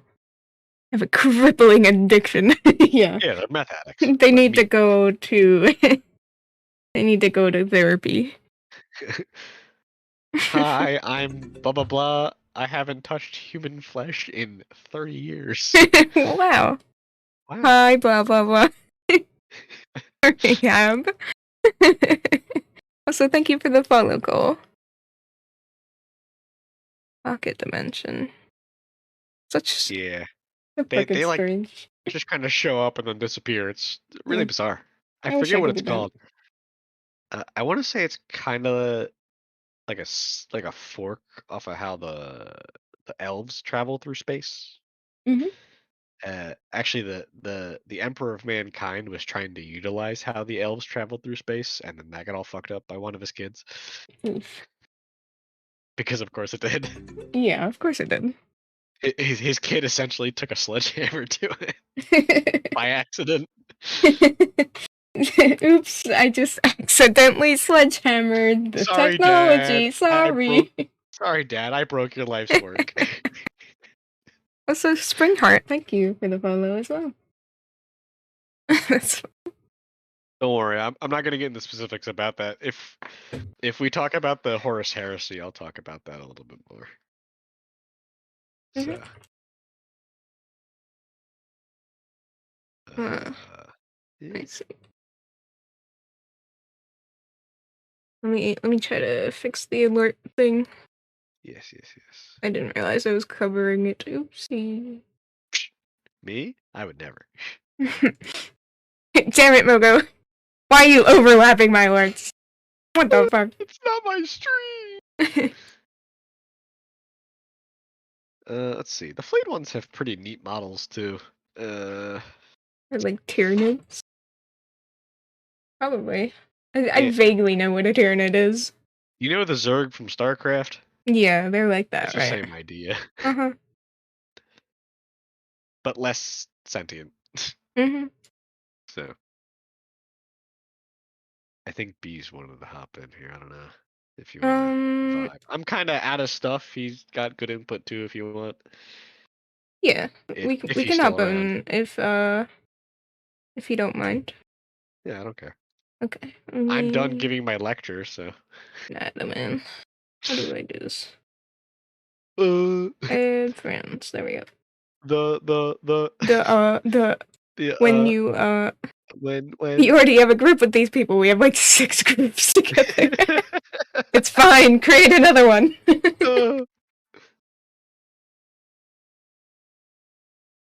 Good night, chair. Ooh.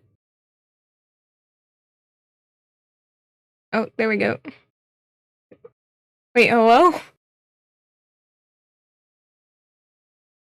Hello? Oh, there we go. Hello? Oh no. Hang on, let me get that's the wrong window. Bees' avatar in here.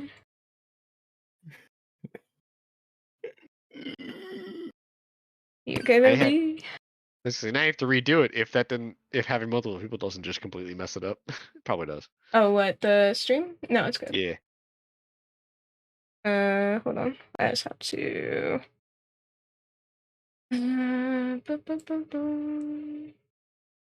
Now, if Bees decides to share his screen, it gets real fucked up. You live or die by my choices, stream.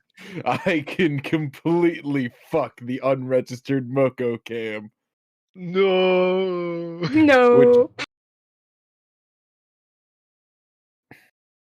The fact that like if we rotated the words once, we'd have "come" as the anagram cannot get out of my brain. No, I hate it.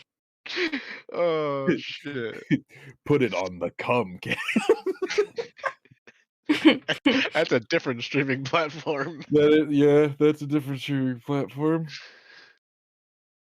Did you fix the Moko cam? No, you gotta give me a second. Be patient. VOD, look, there's a servo VOD. Yeah, you like my bottom servo arm? Oh, I didn't notice that.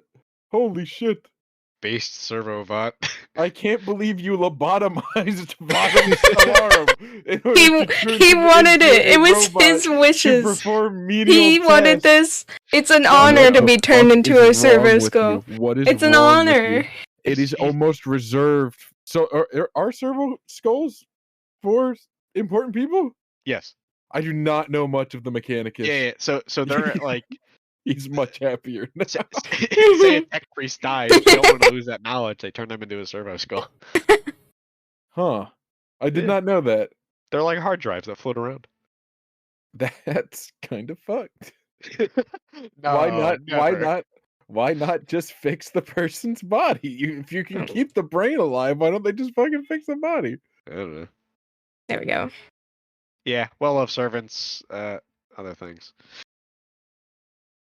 We're still looking at flayed ones here.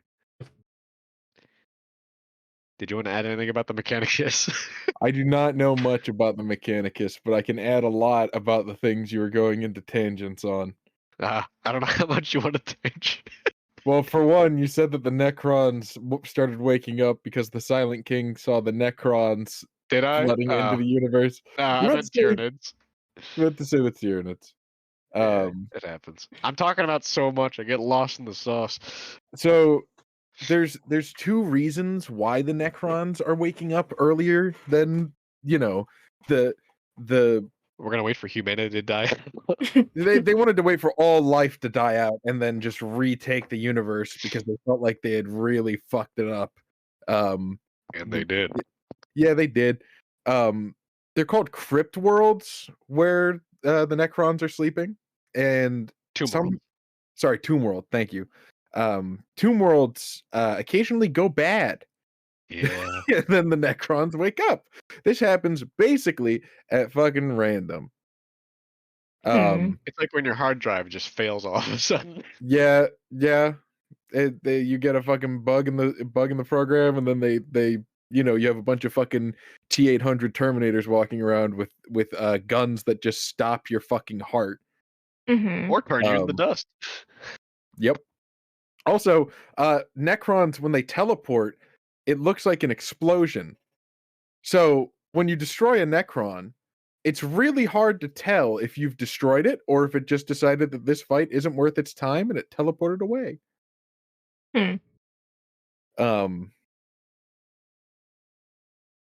What does the text mean next to the character with the skull helmet?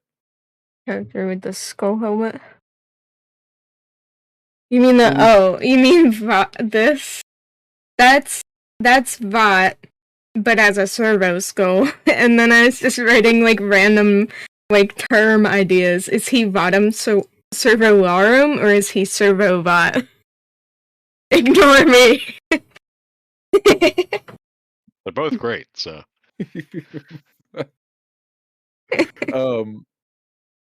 Basically the only Necron that one of the few Necrons that stayed awake was the Silent King, and he decided I'm just gonna sit on the edge of the Milky Way galaxy and contemplate what I've done, which did not drive him insane. It did not. He's literally sat there for millennia, still perfectly mentally sound because his synapses are fucking machinery. And he's like the cream of the crop in terms of how they're made too. Yes, he's the best made, the strongest, yada yada yada. There are some Necrons that are actively breaking down and degrading over time, and that will basically never happen to the Silent King. So hard drive get cluttered.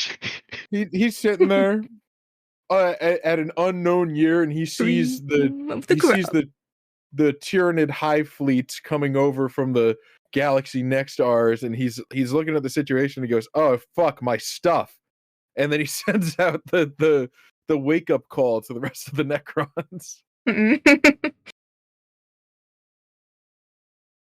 So you have overall humanity, and then the Eldar and Dark Eldar to a much lesser extent in terms of population and reach. Ooh. And then the orcs and the Necrons. And basically, if any of them want to survive in the Milky Way galaxy, one of them has to do something serious about these fucking bugs. The fucking bugs. Need a fucking bug terminator. What's the word? Exterminator? Exterminator? Yeah. Thank you. Also, the Silent King there has a throne powered by a piece of one of those gods that they betrayed each other. Yeah, they There you basically. Ooh, that's cool. Look at that. Oh, fuck yeah. God, I wish that were me. When he dies in the tabletop, the shard like fucking explodes and kills everything around him. This is also just something that you can make him do spontaneously. Interesting. So it's a legitimate concern in the tabletop where if you surround the Silent King, the dude who has him can just make him go, and then you've lost half of your fucking battalion. Unfortunate. Nobody cares about the Tau. Yeah, I've heard. Aren't that bad. Fuck the Tau, bunch of whack ass fish people. They're not that bad. They're cows more than fish. Fuck you. Shut up. No, are they cows or are they fish? Or are they Taus? They have bovine legs. Cows do not have orifices on their fucking foreheads. So? Yeah, they do. Oh, no, they don't. Well, yeah, they do. Oh, foreheads, no, but... On their head, yeah, but maybe not on their forehead.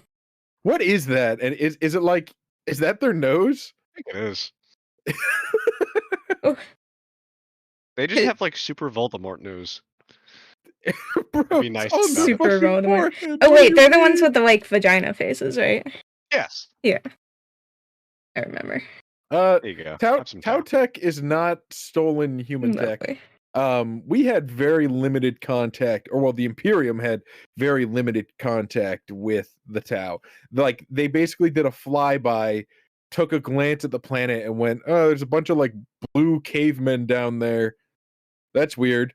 And then warp storms cut off all interstellar travel for, you know, I forget that name of the. Was that part of the Age of Strife? No, because the Tau developed into this in about 1,000 years, I think. 2,000 years? It was the amount of time that it took for those warp storms to close. Like the next time we checked in on those blue cavemen, they had advanced crazy fast. Yeah, they went from cavemen. Yeah, they went from cavemen to traveling the stars. Yeah, with like their own laser guns and everything. Like the thing about the Tau though is that their population is fucking tiny. Like in a single hive city, there are more humans than there are Tau in the universe. Mm-hmm. They're also like such a young race in the universe that at one point they captured an Astartes, like a space marine, opened it up and went, "Wow, this thing's older than our entire civilization." Yep. Amazing.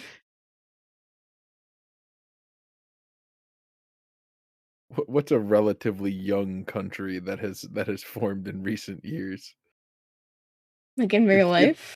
Yes, okay, that's basically the Tau is like is like a country that's just formed like 20 years ago and it's still trying to figure itself out. Yeah, the Tau's tech looks really cool, but they could have slapped like laser energy chainsaw blades onto those things and sent them into melee, and they'd be a lot fucking cooler. Okay, but the broadside looks kind of dumb. Hold on. Hey, don't insult broadside like that. Yeah. So this is like this is a Tau battle suit. They're pretty cool, and they have all these drones. They don't care about AI. They actually pretty extensively use AI in their drones and stuff like that in their technology. Concerning. Can you zoom in on it a bit? Not much. Thank you. That's better enough. Yeah. It looks like Soundwave from Transformers. Or not Soundwave? Is that Soundwave? Yeah. No. No. No, wait, what's the one's name? What does he do? That has the head like that. He's like Soundwave, but he's like the other one. Okay, that's purple. I'll give you credit where credit's due. Shockwave. That's why you were mixing them up. Mm-hmm. All right, and I knew it wasn't Soundwave. I just couldn't remember. Go ahead, Moko. This is, I believe, the Tau's Titan equivalent. It's called the Broadside. Uh-huh. I thought the closest thing that Oh. Tau has to a Titan is the Manta. It's like, Well, like they don't have yeah. anything like as big as a Titan. But Thick. this is the biggest ground unit. Wait, that's the Broadside. Yeah, that's the Broadside. It looks like the fucking PTX 408 model from Lost Planet, but they ripped the coolest part off, the R. No, wait. I'm getting my names wrong. It's a Storm Surge, sorry. the name's even fucking dumber. It's a Storm Surge. No, the Broadside's like an actual mech with a big gun. Because this thing is gigantic. It looks fucking stupid though. It does, and it's kind of ass. It's good. On the tabletop. Big Bimu weapon. I think I showed you the Manta yesterday, Lai. Uh-huh. That thing is like fucking huge. Uh-huh. That's the I'll grab a picture for the chat, but the Manta's the largest unit that you can put on the tabletop. Mm-hmm. Yeah, some people I watched are turning it into a kill team board. Luckily, it is a flying machine. Yeah. Let's see here. Moko, you should show Tau Manta. Yeah, you showed me that last night. It's so cool. It's so fucking. The guns look so small on top of it. I didn't realize they were like little teeny tiny guns. So the cool thing about this thing is it comes with like enough units on the like it has a whole bunch of interior stuff, which not a lot of people build the interior, but it's quite literally a full army's worth of points. Mm-hmm. And it has a bunch of crisis suits and like regular fire warriors on the inside of it. Mm-hmm. So dumb. It's so fucking dumb. It's $1,400. Imagine being the aircast pilot that gets to drive this fucking thing. We could talk about the casts for the Tau. I was gonna say, with you showing so many mech suits, why don't you show Lai the baby carrier? Which one? The fucking Grey Knight one. Baby carrier.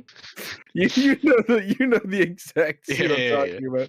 I'm just gonna look a baby carrier. I don't remember the actual name If of you it. look up baby carrier 40K, I guarantee you it will come up. Whatever, as long as it doesn't have to do with those cherubs. I think No. I'm trying to remember. The name of it's on the tip of my tongue. In my slideshow, I had one. Hold on. Did you? Yeah. Wait. Where is it? Right here. Yeah. Oh, okay. I didn't notice that. And It's so stupid. Uppies. His organs exposed. His extremities likely to get pinched. Like, I don't understand. Oh. They gave the fucking corpse in the Terminator armor more protection than this grenade.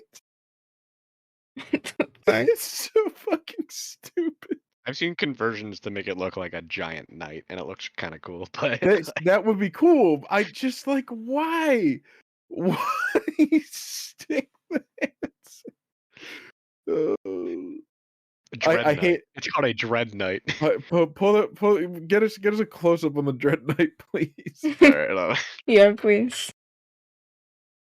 And when I look up Dread Knight, the first result is Dread Knight baby carrier. I'm telling you, if you searched baby carrier 40K, that shit would have come up. It's the dumbest looking mech suit the Imperium has. This shit makes the Broadside, or whatever the name of that Tau model you were showing, look like a work of art. Oh my god. What the fuck? If this dude like scratches his nose, he's bashing his fucking face in with that hammer. No, so he's got handles. If he lets go of his handles, he's fine. Oh, okay, yeah. So, like, if his hands slip from the handles, he just completely loses control of the arms. Because I see it looks like the handles are connected. Are the handles connected? Oh no, okay. The handle in his right hand looks like it's connected to the arm of the mech. But for a second, I was about to get very, very angry. I like his groin cover that says Titan on it. I realized. Also, Vot was wondering if like what everyone's favorite model is.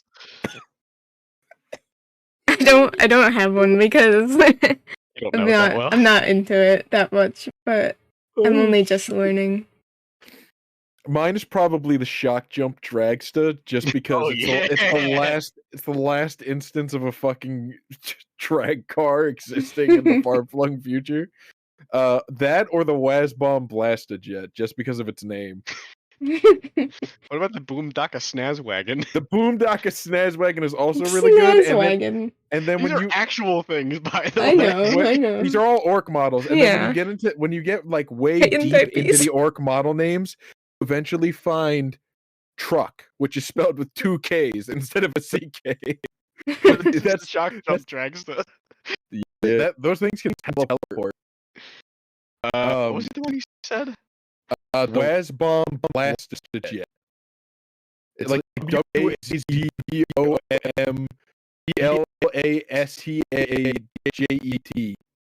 I got it. Oh, that thing looks cool. Yes, it's a plane. Yeah. So this is the Wazbomb Blaster Jet. It looks fucking cool. It's just I can't get over the fact or the idea of a teleporting drag car. Are these the planes that they melee with sometimes? Well, you can melee with them. You can melee by and whack something.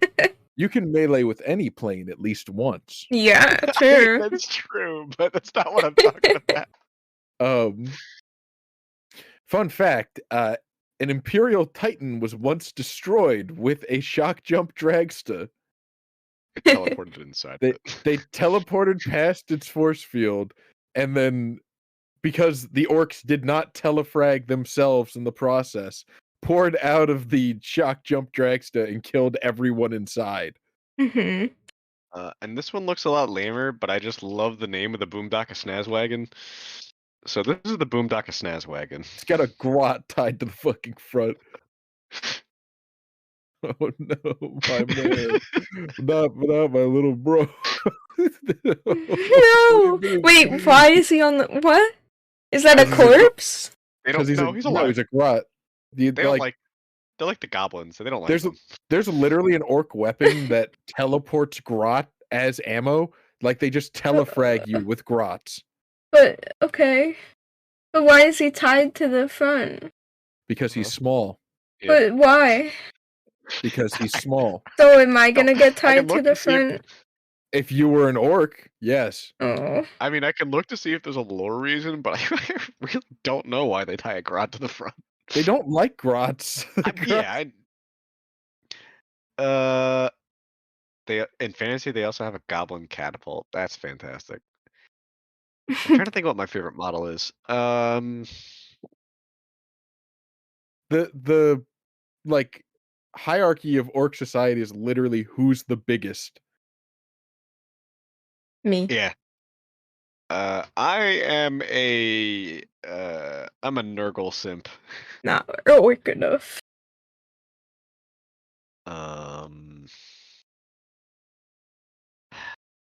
So one of my favorite models is colloquially called the lawnmower. Uh-huh. I don't know the actual name. Can you find it with that name? Flesh mower is what it's called. Flesh mower. Yeah, okay. Yeah. Hold on. I got it. What is this song? Copy image address. So this is a flesh mower. What the fuck? What the fuck? That's really cool. He looks like a bug friend. Yeah, I mean it's Nurgle stuff, so of course it looks like a bug friend. Oh, true. Yeah, it just goes through and just grinds stuff. Imperial it's like I think it's essentially just a bloat drone, and they just slap a lawnmower onto it. Incredible. But yeah, they're pretty horrific things. Mm-hmm. But also the model for Mortarion looks really cool. I'm not gonna lie. Can I request after you pull up the sick ass demon Primarch model, the corn cock cannon model. What? Yes, I will pull up a. Excuse you? I know exactly what model he's talking about. so this is Mortarion. He's so fucking cool. I hate psychers. So cool. Becomes a demon Turns into a Primarch. Psyker. He's a psyker? I hate Primarchs. He is now. Oh. For his whole life, he had a hate boner for psychers. But now he is one. Now He's literally Does he still hate them? like psychic energy. He's a demon now, so He just hates everything. Sorry. Yeah, kind of. Yeah. Okay. I mean, the whole reason he turned traitor is because the Emperor stole him. That's literally it. That's literally it. I'm serious. He landed on this like hellish planet covered in toxic gas, run by like alien necromancers. And the head of the necromancer is like, "You're my son now." Vogue, you're a piece of shit. Vogue, that is legitimately massively incorrect. Not all Primarchs are psychers. Yeah, no, not all Primarchs are. They have like a weird like aura, but mostly just for their sons. But warp presence does not equal psychic ability. When the Emperor landed on Mortarion's planet, Mortarion was like, "I'm trying to kill my dad." And the Emperor went, "You have 30 minutes," or something like that. He gave him like a dumb time limit. He really did. I'm going back to my ship. You have half an hour. And the thing with the toxic gas was the higher up a mountain you went, the more concentrated it became. And this house was like all the way at the top of this hill.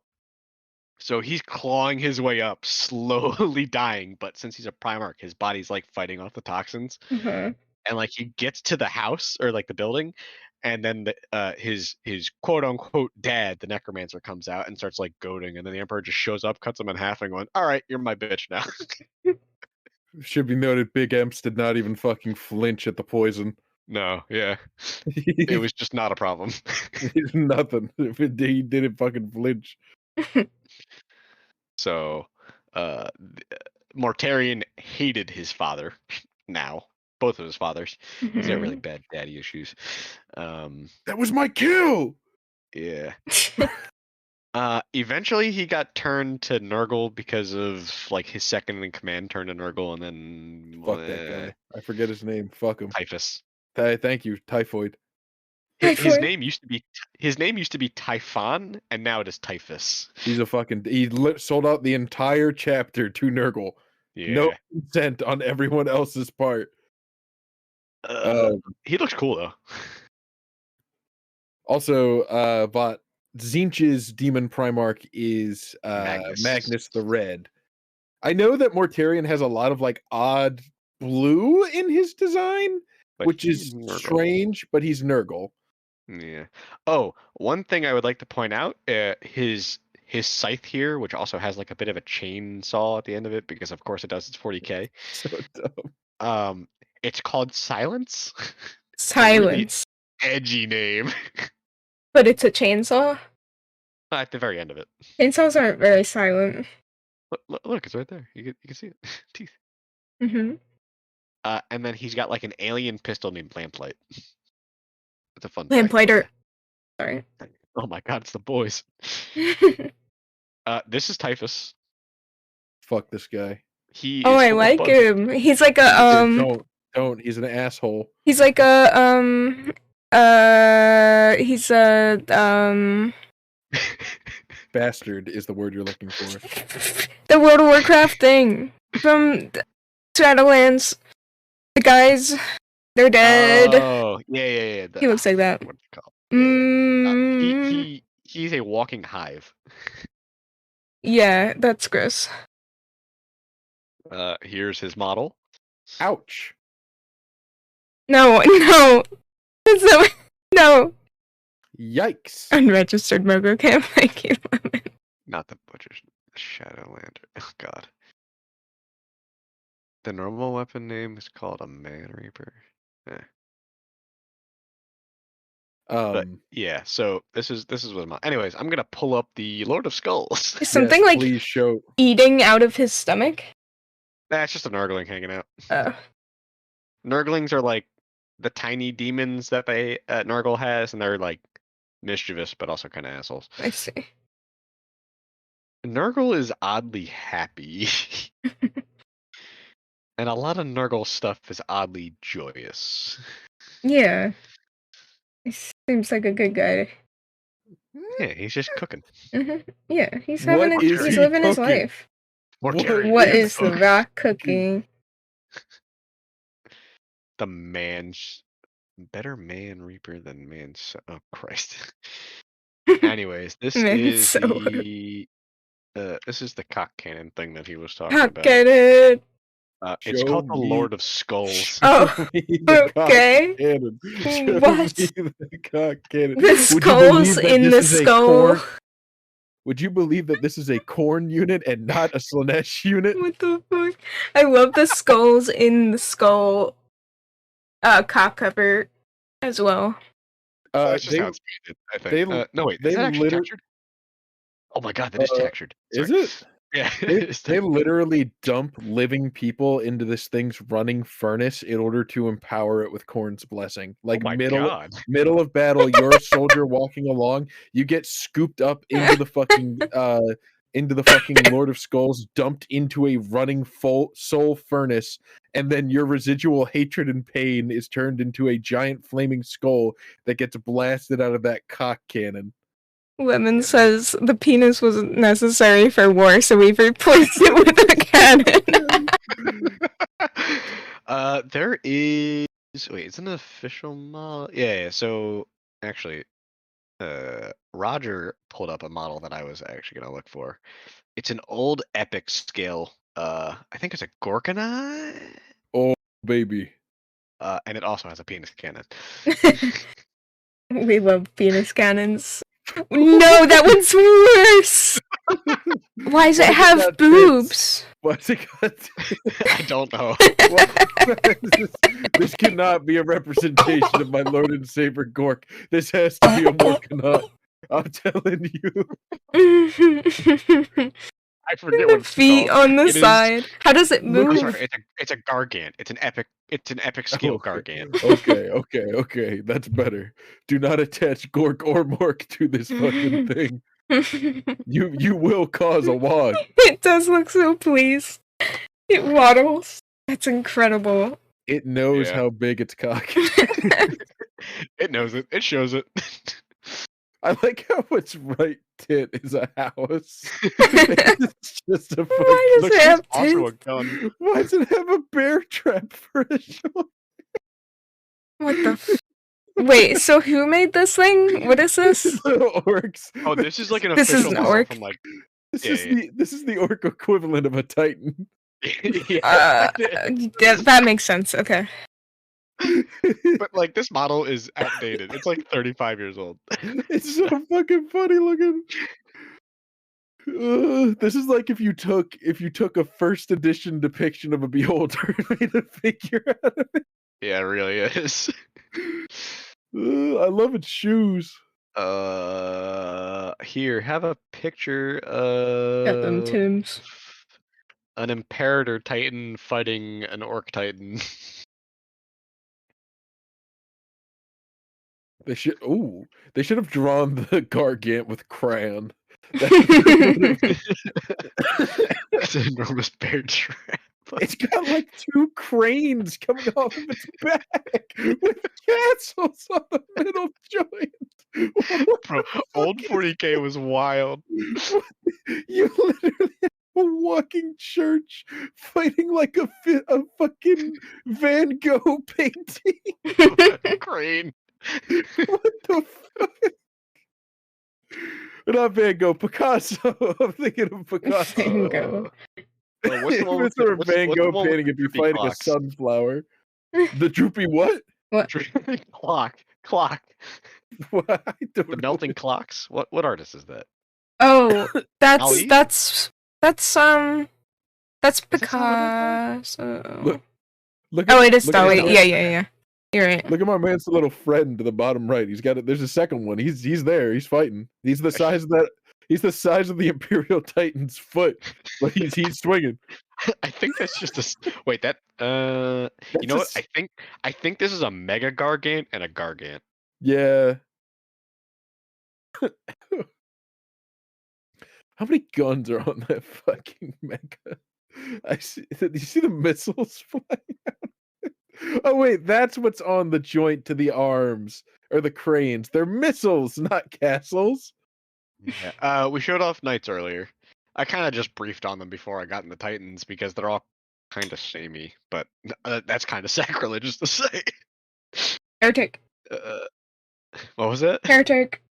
Yeah, I Heretic know. behavior. Yeah. I want to know what battle this is supposed to be a depiction of because I'm curious. I have no idea. Because there's another. Wonder if it's a what? Now I was gonna say maybe it's Armageddon, but there's no way. I mean, it's not unlikely because there's another Titan in the background. Oh my god, there's another Imperator. Oh my god. This could be a snapshot from the War for Armageddon. Looks like a hive city in the back too. Yeah, so humanity did this really dumb thing where they found this planet covered in orcs and they went, "We want that." We want that. And then it became named Armageddon. Oh wait, yeah, wait, hold on. Slightly unrelated. Remember I was talking about I can fit like a whole battalion's foot? You can see people running out of it. Oh yeah. Well, guys. All right, men. We have 1 minute to get to the bottom of these stairs before this thing has to take another step. Fucking move. That's why you run out the side. And hope that the shockwave of it stepping doesn't knock you down. Murder you. Like these things like crack the earth when they move pretty much. I mean, the Mega Gargant's on treads, I guess, but still, that's not gonna help with that. Mm-hmm. Why do I hear church bells? Yeah, this is from Epic. So like these things aren't exactly accurate, and I don't know if there's any like modern depictions of a Mega Gargant or even a Gargant anymore. Mm-hmm. The only thing you really find when you look up a Orc Gargant is this like giant squig mutation. Hold on. Yeah, the orcs have not gotten too much love in the art department as of recent, and I'll. Woo. Oh, that's cool. It's a Gargant. Friend. That's a squig, by the way. I love squig. It's a gargantuan squigoth, not a gargant. I kind of misread that, but I believe the only place you can even find like a gargant model right now is like a third party. Or you make your own, yeah. Yeah. Not hard to make your own orc models. You just throw shit together until it works. You can literally attach like fucking toothpick legs to a Coca-Cola can and call it a killer can.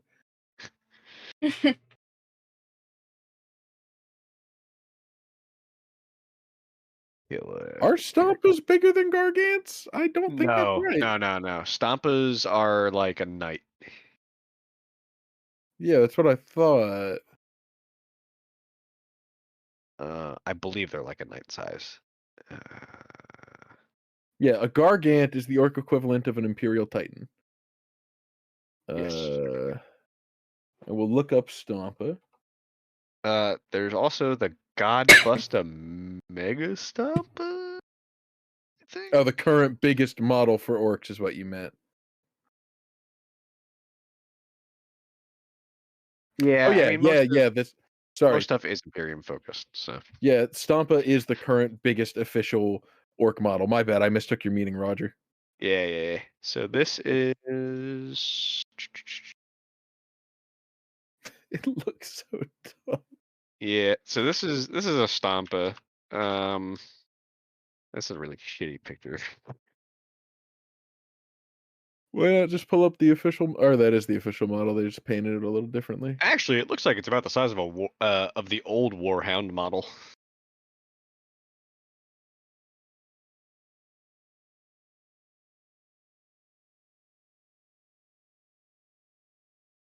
That's not. I don't know how much smaller this is to like the modern Warhound model. I like the guy's hand. Behold, reference. my shit. Wait, I like the one on the left. That's the Stompa. That's the Stompa. Yeah. Very good. Do it stomp. It do stomp. Kinda. Good. It's also a transport unit. Have you seen an orc Death Dread? No. It's the closest thing they have to a dreadnought. I don't know if we've explained dreadnoughts or not.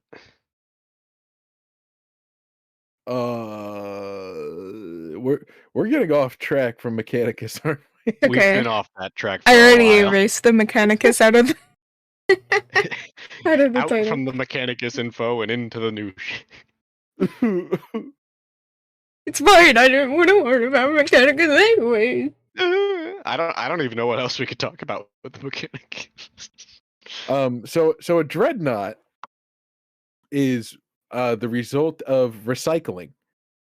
Yeah. Yeah. We can't really make them anymore because we don't really know how to.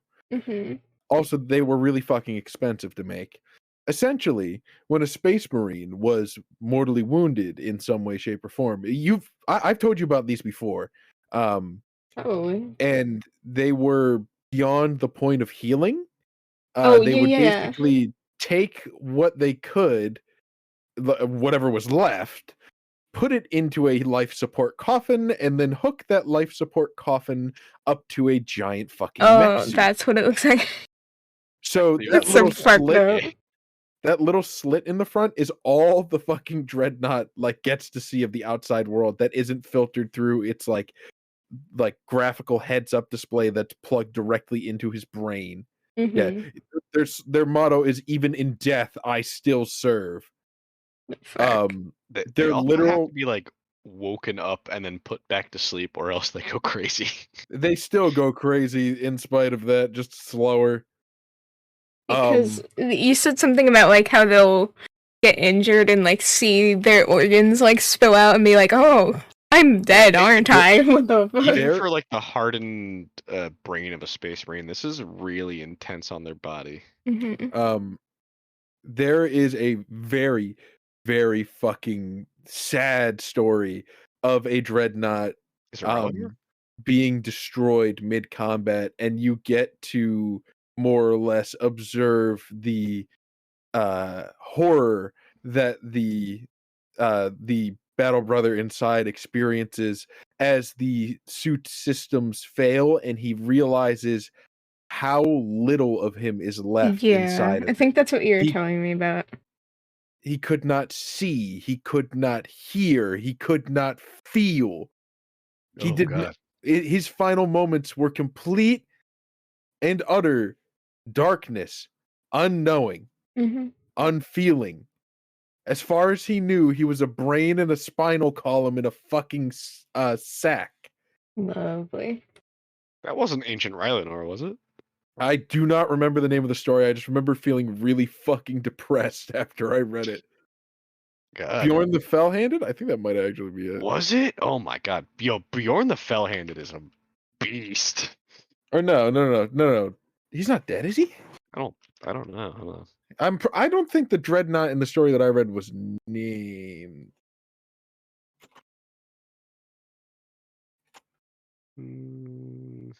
Oh, his claw looks sick. Oh yeah. Hold on. No, he's still alive? Okay. Wait, his suit looks dope. Oh, Bjorn? Yeah. Here. Copy image. So this is a Space Wolves dreadnought. A very special one named Bjorn the Fell-Handed. Okay. Can I read the quote from his wiki page just to preface this? Yes. This is another space wolf asking him, "You walked in the age of the Emperor?" Bjorn made the gear grinding chuckle again. "Walked, ran, pissed, and killed. I did it all. I met the All-Father, you know. Fought at his side more than once. I do believe he liked me." Kisnaro slowly went to his knees. It cuts off there, oddly. But basically, this dude's been around since the Emperor was. Yes. Yeah. He's 10,000 years old. He's the same age as Call, basically. And he's just technically dead. Like a walking dead person. He's on life support. Yeah. It's basically an iron lung mixed with a tank. Yeah, that's a good analogy, yeah. I see.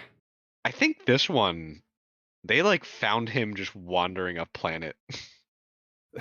Legend claims that the spirit of Leman Russ ever watches over Bjorn, and that no harm will come to him until the Primarch returns to fight alongside his friend once more in the battle to end all things, the wolf time. Because we just need to fit the word wolf another time into this fucking codex. There are so many wolf things in the space wolf. As many times as they reasonably could have fit the word wolf everywhere. God, I always forget about that, and it's always really funny. Wolf time. Just call it Ragnarok like the rest of your fucking Viking theming. I beg you. I beg you.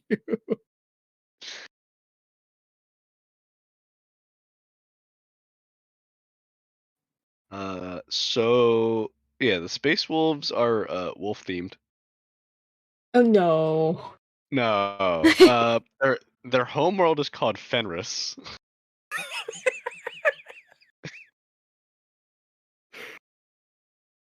And like everything has the word wolf in it. I swear to God. There's like 20 of their units have the name wolf. Oh God, are they the Legion that instead of using like company uses claw, or is that the Night Lords? Are they just furries in the 41st millennium? Vikings, though. they're like werewolf Vikings. It's so fucking funny. Yeah, they have like actual giant wolves. Like their rite of passage to becoming a space marine is like killing a giant wolf. Mm-hmm. Unless it's changed, but wait, the real question? The real question is, who's more on brand with their names, the fucking Space Wolves or the Salamanders? What about the Iron Hands? Iron Hands? I don't respect any chapter that doesn't have a living Primarch. Ew. Sorry, what were you gonna ask, Clyde? Is what Lemon just said true? That Emperor spliced a bit of wolf DNA into their gene seed? Yeah, probably. That's more of a joke. Like, no, I genuinely can't tell.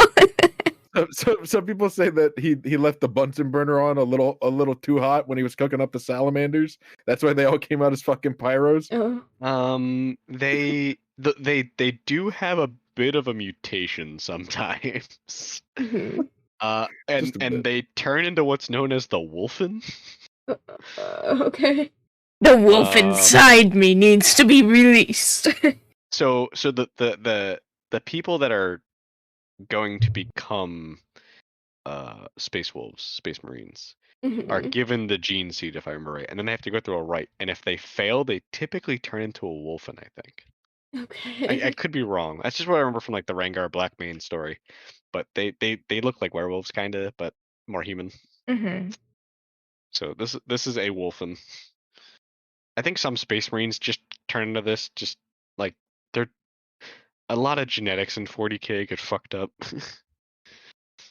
So Warhammer talk. I know nothing about Warhammer. Oh, don't worry, we're talking about werewolves right now. That shit just straight up looks like Wolverine, but like 100. But he's got thunder claws. Oh. Yeah, that's just or lightning claws. Wolverine. Yeah, kinda. So sometimes they turn into that. They don't like people knowing about them. But does he have thunder thighs?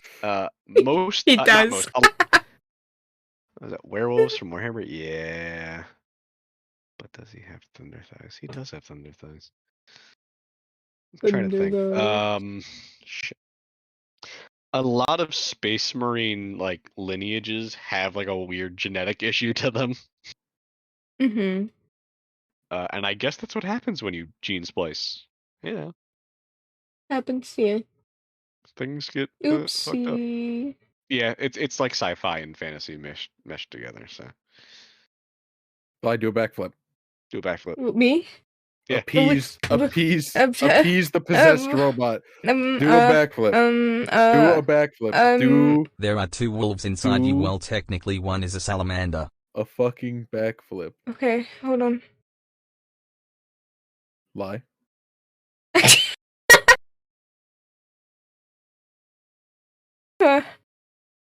Okay. Okay.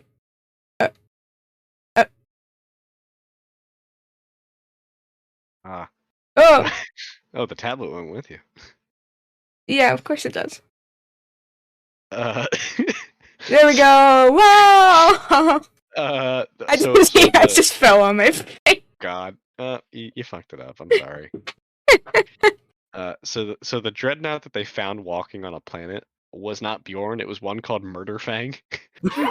Okay. I don't know anything about it besides they just found this dreadnought and had no record of it at all.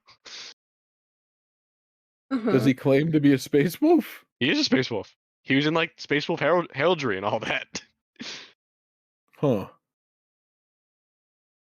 Is he a wolf inside of the dreadnought? I think he might be There's a wolf in the dreadnought. inside of us. But yeah, so that exists. That entire time that you were doing the backflip, I was trying to search through my fucking soundboard to find the Tony Hawk like sound effect, and I think it's just gone. No. I'm trying to think. Let's see who else has a weird mutation? Me. The Blood Angels. No, bro. You're gonna have to explain the fucking lead up to the Horus Heresy. In order to explain the Blood Rage, you need to explain the Horus Heresy. So they have 2 things. They have the Black Rage, and then they also have like the other blood thing. So the Blood Angels are vampires. Okay. Over the years, the Genocide of the Space Marines can have mutations that can either benefit them or not. Hold on one second. There was where the entire chapter literally caught on fire but didn't get burned. Another grew bone blades. And much, much more. Also, Murderfang isn't technically a space wolf. He's known as the Curseborn. Also, he can't even be sent to sleep, so they legit lock him up and release him when needed.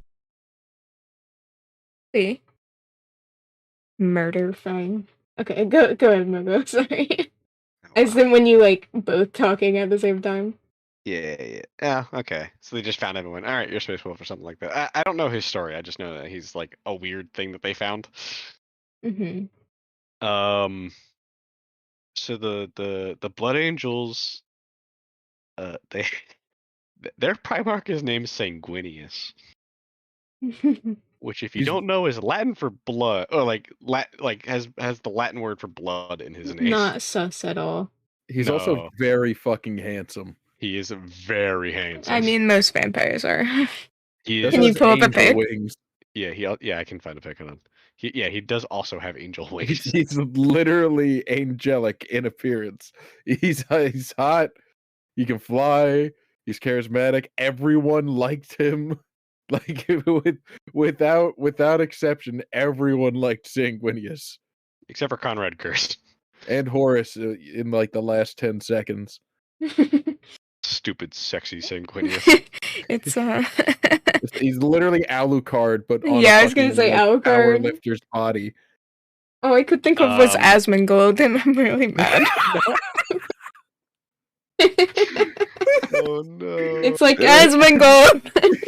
The fucking Primarch of the Blood Angels lands in front of you and goes, "Do you want to have a mount off?" But like they have a thing where occasionally they'll go like super bloodthirsty, and if they don't drink blood, they'll like slowly go insane. That happened when Sanguinius threw a shit fit seconds before his death. No, that's not the same thing. Wait, really? No, yeah, that was before the Horus Heresy. So he just made it worse? So kinda, from what I understand. So yeah, they have the red thirst, which is their thirst for blood, and then the black rage is the Horus Heresy thing. So yeah, both of them can lead them to basically insanity. fun. It's a good time. And before they were reunited with their Primarch, because before the Primarchs were all found, the legions were just kind of doing their own thing. They were the Blood Angels were known as ruthless murderers that would kill even innocents. And then Sanguinius showed up and went, no, do art. Natalia, thank you for the follow. Welcome in. Sanguinius is like, what the fuck is wrong with you? Just go stream on Twitch. Go stream your art on Twitch. Get out of here. Basically. Oh, CJ, thank you. Oh, for 8 months. Welcome. Oh my god. Amazing. Truly a massive dub. I'm trying to think of what other weird mutations exist besides the Also, hi, Arky. space sharks. What the fuck did you say? The space sharks? The what? Space sharks. I heard the fucking words. Are you gonna elaborate, or are we just gonna sit here in an endless loop? I want to learn about space sharks. So what's it called? You Bjorn. better start fucking talking. The Ikea shark. So the space sharks are a Space Marine chapter. And as they get older, their skin turns gray and rubbery. What the fuck was the Emperor cooking, bro? And no, you're not explaining Cardon. So and their eyes are like pitch black. They're probably people think they might be a hybrid, but they're very most likely a Raven Guard successor because of the black eyes and the gray skin. Oh yeah, the Raven Guard get black eyes and gray skin. So yeah, it's a very good time there. Also, their chapter master is a beast. Hold on. I think I've talked about him before. His name is Tiberius the Red Wake. Huh. This man is so big. Oh, they're Night Lords? Yeah, they are probably Night Lords. But they're anyways, they don't know what they came from, and it's probably weird genetic stuff that happened. I think they're from the Curse Founding. I don't know. Anyways, his name is Tiberius the Red Wake. This man is so big that they have to use Terminator armor to like patch up his armor. He is gigantic. What the fuck? Oh, Yeah. that's so cool. Let me this is him fighting a Mantis warrior. Oh wow, that's a really shitty image. Look at how big he is. Oh, I like him. Who the fuck is he sitting in front of? Mantis warrior. They're just a renegade faction. So that's this dude's just a bargain bin space marine that just happened to be fucking massive, huh? Yeah, he just happened to be massive. He's one of the largest naturally made space marines. But yeah, he's got like a mix of dreadnought and Terminator armor like patched together. For reference, Newbert, the dude he's standing in front of is probably like 8 or 9 feet tall. Yeah. You want to see a fun fan illustration of what he probably looks like based off the descriptions that we've had? It's not pretty. If you don't like gore and stuff, I suggest looking away for about 30 seconds. Gore warning, gore warning. Ooh. This is cool. He is a monster. He's like missing flesh, his skull's exposed. Yeah, this man is a beast. God damn. His main weapon is really cool. You can kind of see it. He's got they're called like lightning claws or something, but he's also got like chainsaws on the inside. Mm-hmm. Roger just added the info. His claws are named Hunger and Slake. So he's got power chainsaws on the bottom. Yeah, he's got power claws with chainsaws. What the fuck? Bro, his command grab does so much damage. You have no idea. This man is a monster. How the fuck? How does he start the chainsaws? He doesn't need to, okay? There is Blunt no force such thing as chainsaw. overkill in 40k Song Ox. Yeah, there's no such thing as Evergo. So that's Tiberius, the Red Wake. They are an entire. He's the chapter master of the Space Sharks, also known as Carcharodon Astra, but it's more fun to say Space Sharks. Space Shark. Space Shark. They are an entirely ship-based.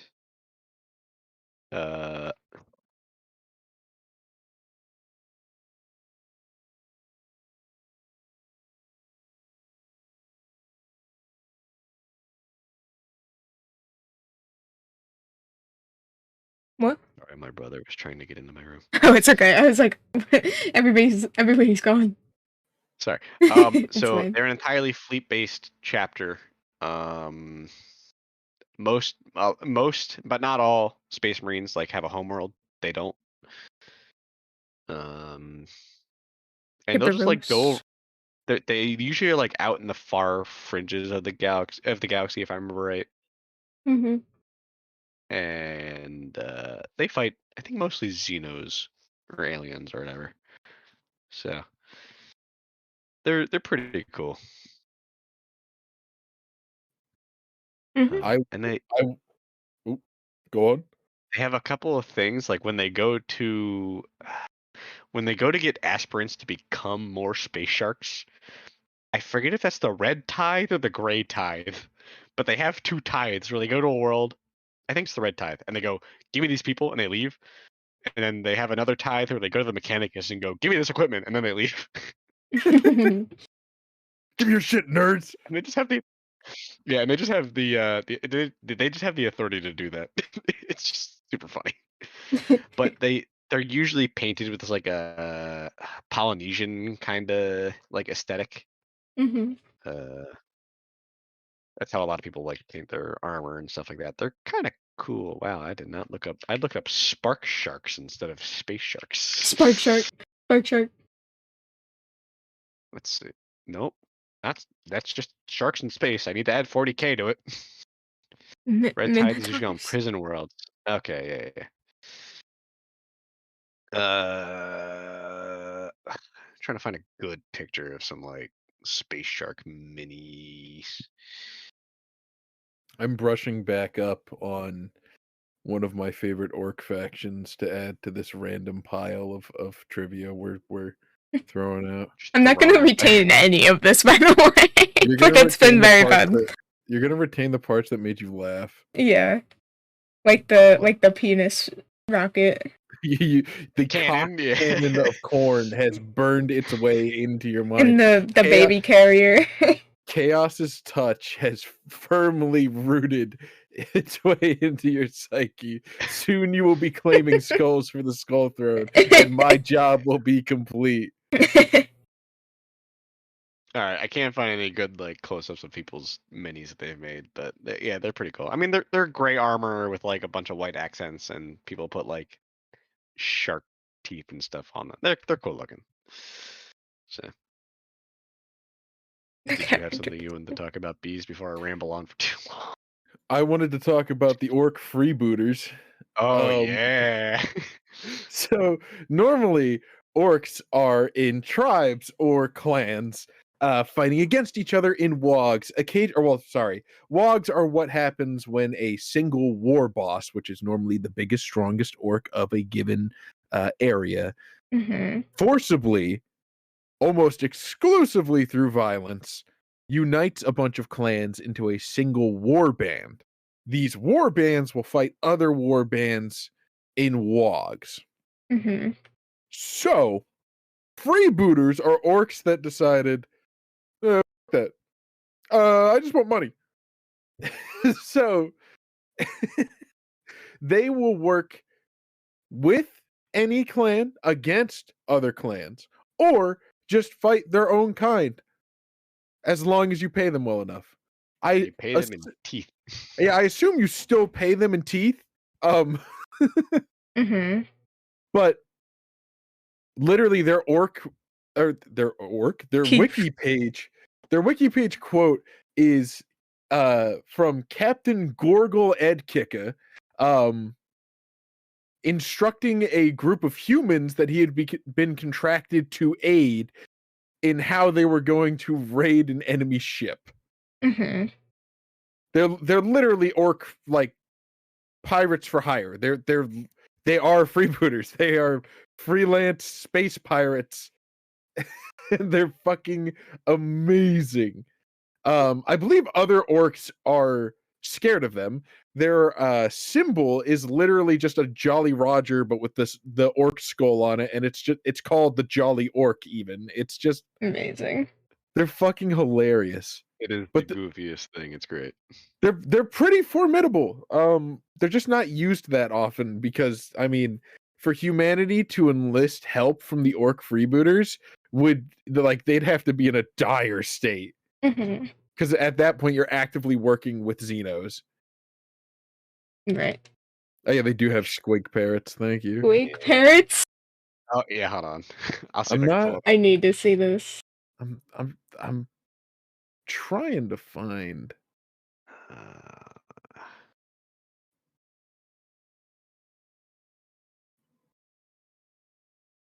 I want a squig parrot. Yeah, there we go. This is off of a named model, but Ooh. this is a squig parrot. Yo, it's so good. He's just a guy. He's just so round. He really do be like. I believe he's a form of targeting squig. The freebooters look fucking sick. Like I know that all of the models I've seen so far, like most of them have to be custom. Yeah, a lot of them are custom or old. There's also Badruck. He's a notable freebooter.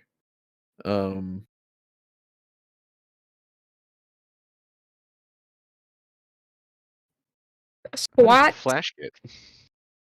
He leads Badruck's flash kits. I'm pretty sure flash kit is just a type of orc unit. I think you're right. I don't know much about orcs, so. Aren't they Voton? Oh, squats? Yeah, squats are Voton. Squats are orcs. Not orcs. Dwarves, sorry.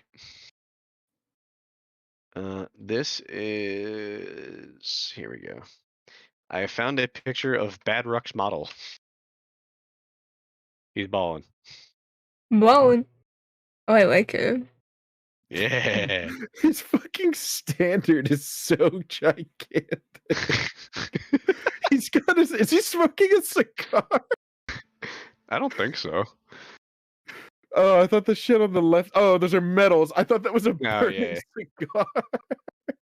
And as you can see, he has a lot of teeth. Oh shit, a lot. He does. They're even on his sword. He's rich.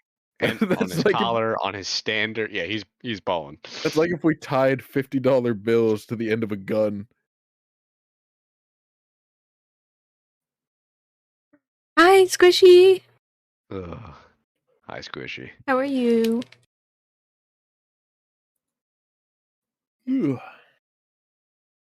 Any other factions you want us to ramble about?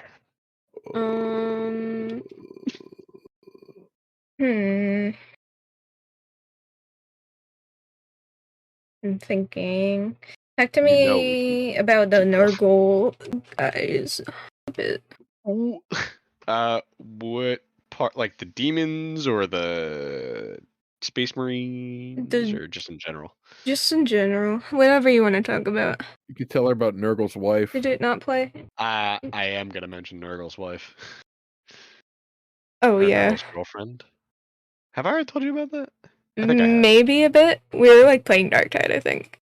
Hold on. Yeah. Hold on. So let me find a fun artist depiction of Nurgle. Here we go. This is a fun one. He's just vibing. He's cooking.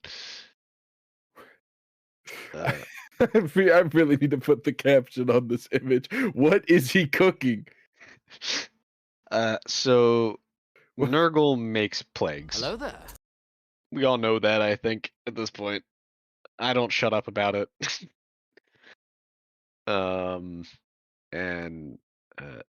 the space elves, the Eldar have their own pantheon of gods that are in the warp with these chaos gods. He has captured the Eldar goddess of, I believe, life and harvest, named Isha or Aisha. I don't know how to pronounce it. I don't really care how to pronounce it. And a lot of the community jokes that she's just kind of kept in a jar.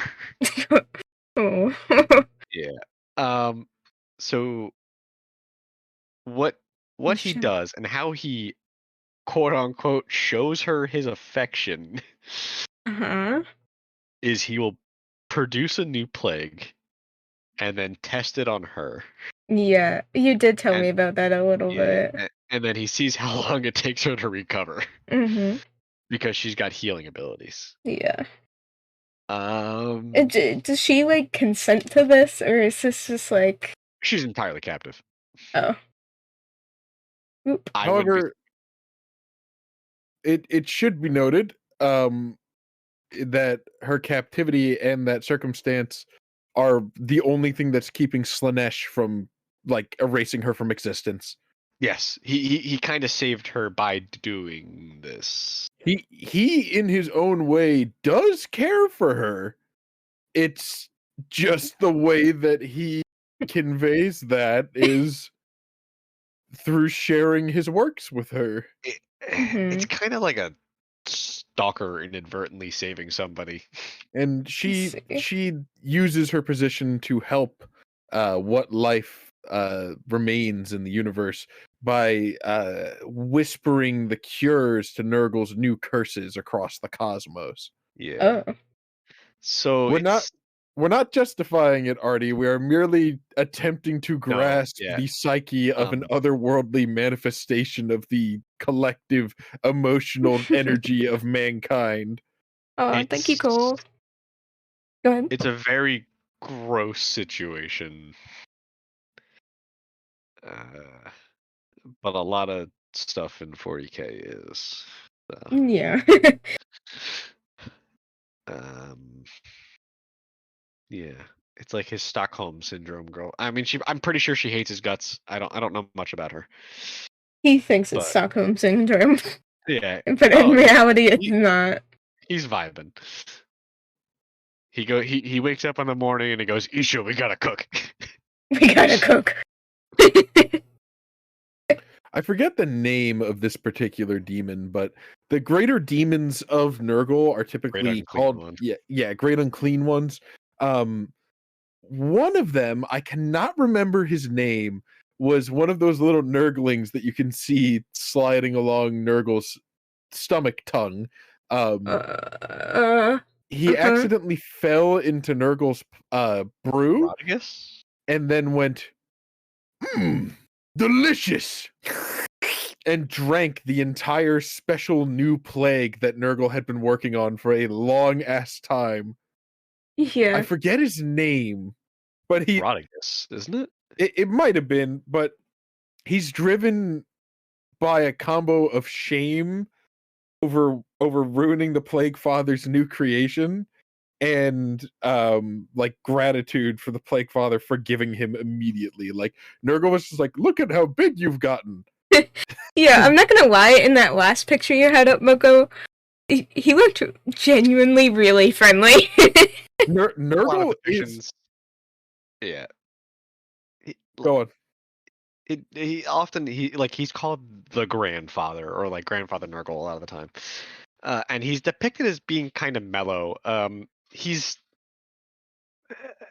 still like, you don't want to be infected by his disease, but like his friendliness is, hey, you don't feel it anymore. I'm going to ease your suffering. You are my champion of rot. I have blessed you with several plague-based enhancements that will make you superhuman and make it so that you no longer have to feel the pain of your body breaking down and degrading over time. This is my gift to you. It's still horrendous, but yeah, it's fucking disgusting. This is Rodriguez, one of the, like, I think he might be the only named unclean ones that we have a model of. Ooh, here's a fun one. Here's Rodriguez next to a beast of Nurgle. Oh my fucking god. Okay. Okay, the scale that I have now. Also, Beasts of Nurgle are basically Beasts of Nurgle act like dogs. Yeah, isn't that what we fight in Darktide? Huh? Is it?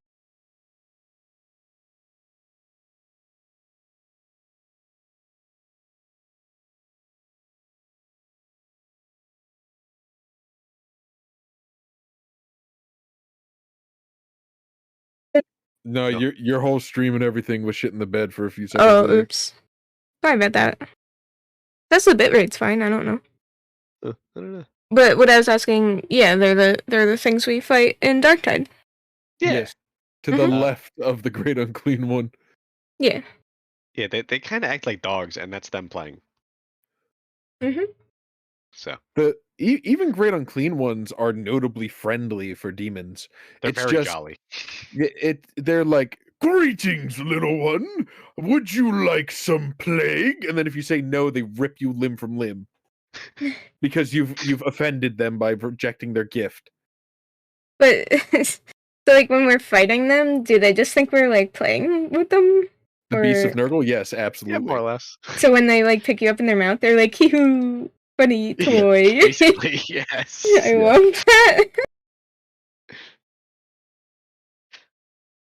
And basically, most Nurgle like enhanced things, besides I guess Poxwalkers, are like bloated and rotting, and that makes them very hard to handle and kill and damage.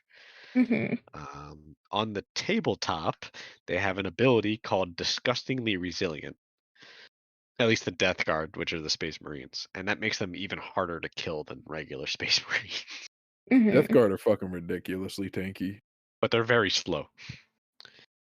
Nurgle is like and I don't know. I don't know if you want to get into like Death Guard themselves from like pre heresy, but their thing was like slow grinding attrition warfare, kind of like the Iron Warriors and others. But Mhm. yeah, I forget the name of the weaponry they used, but they were one of the few willing users of what was essentially like toxic napalm. yeah. I forget the name of it. I just was fucking listening to a video about the Death Guard like a week and a half ago, and it was brought up, and I read all about it. It's like it does not stop burning unless you are in the void of space. Oh, that's phosphor or That might have phosphorus. been it. Yeah, the Yeah, Mechanicus phosphorus. uses the Mechanicus uses it too. That doesn't surprise me. Yeah, let's see. Let's go back to my little here's it burning a Iron Warrior Terminator. Yeah, this is so crazy. Fun. Yeah, they also virus bomb a lot. Yeah, it's a fun time. So there's a Mhm. whole bunch of demons in this. You can see Khorne Bloodletters on the left. You can see a Slaneshi Demonette here in the bottom right. because you can visibly make But- out their ridiculously thick ass. That shit's sticking out by like a foot, bro. Why did they cut it off right there? I don't know. I believe this is like a Tzeentch Flamer, I think they're called. All of Tzeentch's demons look like someone sneezed onto a portrait. They're AI art. No. They Can you are, though. imagine Tzeentch peddling crypto? It could be worth millions tomorrow or nothing. Or somewhere in between. Some Tzeentch demons do look really cool, but I'm gonna stay on Nurgle a little bit. Nurglings are really cute, but also really gross.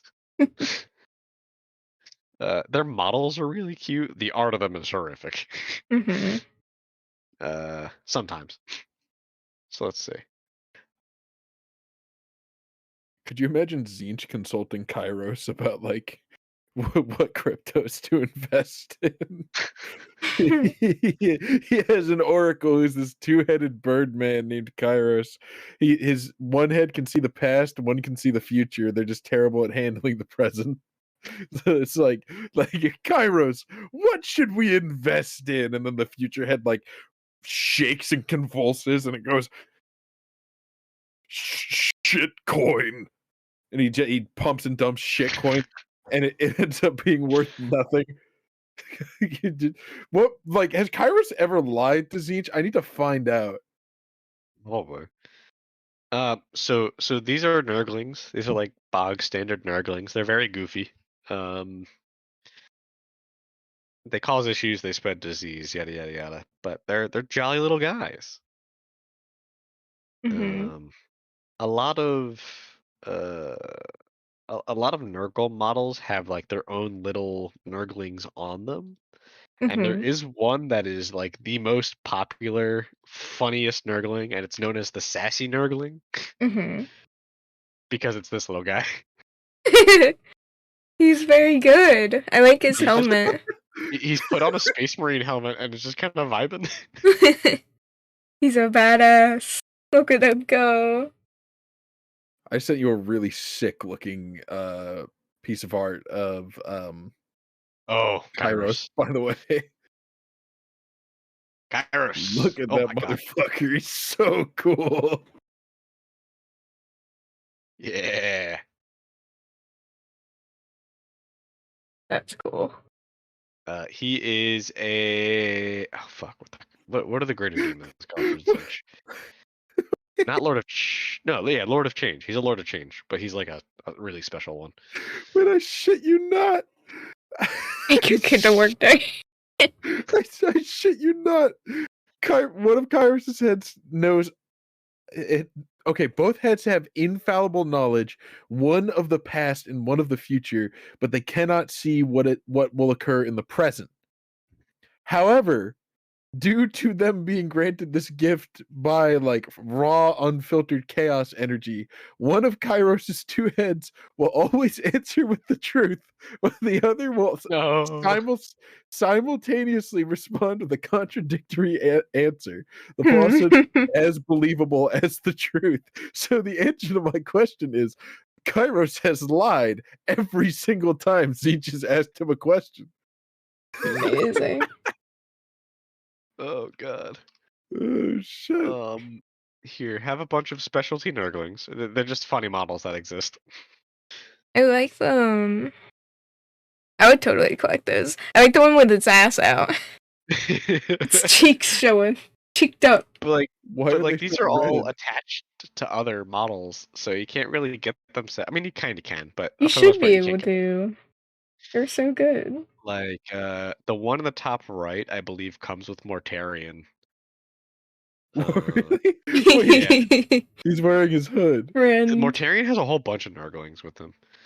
The one on the bottom with the sword in the middle comes with the Great Unclean One kit. The Sassy Nurgling I own because it comes with a kit that I have. Let's see. The one on number 4 is holding a. Is that a crack grenade? I think that might be a crack grenade. Like a crack grenade? KRAK, I think. That might be a different kind of. This is either like a toxic grenade or a crack grenade. I forget. Number 6 comes with Typhus. I think number 5 comes with the Tally Man. I hate that I can like point these out. No, not the Tally Man. Something else. I don't know what. Number 7 comes with a particular demon. I don't know which one, to be honest. I'm trying to think of the other ones. I don't know about 1 or 2, but I mean, number 1 obviously is with some sort of Death Guard model by the leg. Number 4 is also with the Death Guard model. Mm-hmm. Wow. Oh god, that's pathetic. It's okay. Oh wait. No, it might not be the Death Guard. It might be the Nurgle Tilly Man. Anyways, I'm rambling at this point. It's okay. But yes, Nurglings are cute. I like them. Some of the art of them, a lot of it's old, and it is just horrific. Yeah, older art always tends to be a little bit Like, I don't know if this is scarier. actual old art, but like, Jesus Christ. Oh my god. Ooh! Your friend? Question mark. I like his little arm. Yeah. Why's he got so many mouths? They all lot of have a Nurgles. lot of mouth. It's Nurgle, what do you want? Boob mouth. He's got a tit mouth. Oh god. Let's see. Tallyman. So the Tallyman also has his own little Nurgling hopper. So the Tallyman's a weird Death Guard unit that like counts how many kills occur during a fight. I don't know why. I haven't read into the lore, but look at this little guy. He's holding paper. A little friend. He's helping. Yeah. Pikachu with rabies. But a lot of Death Guard stuff is just kind of goofy. But they're also like disease ridden and oh my god. Poxwalkers, however, not very happy. Yeah. Seems like it. They always seem to be screaming constantly. They were making depends. pufferfish noises. Yeah, I mean, like a lot of the models are smiling and stuff, but I think they're forced to. Yeah, I was gonna say, isn't that a specific plague? I think it is. Here, have some Poxwalker art. I forget the name Lovely. of it, but What a friendly group of guys. I know. There is a Nurgle plague that basically renders you physically unable to control your body, and it makes you carry out violent acts, and like you're still aware of everything you're doing. You're actually trapped in your body. Lovely. It's a good time. It's not a good time. Oh. Weird. I would have thought that was a good time. Yeah, but they're like generic zombies of 40k because they gotta exist somehow. And you might as well give them to the plague guy. Yeah. So. What else? Do you want to talk about corn? Sure.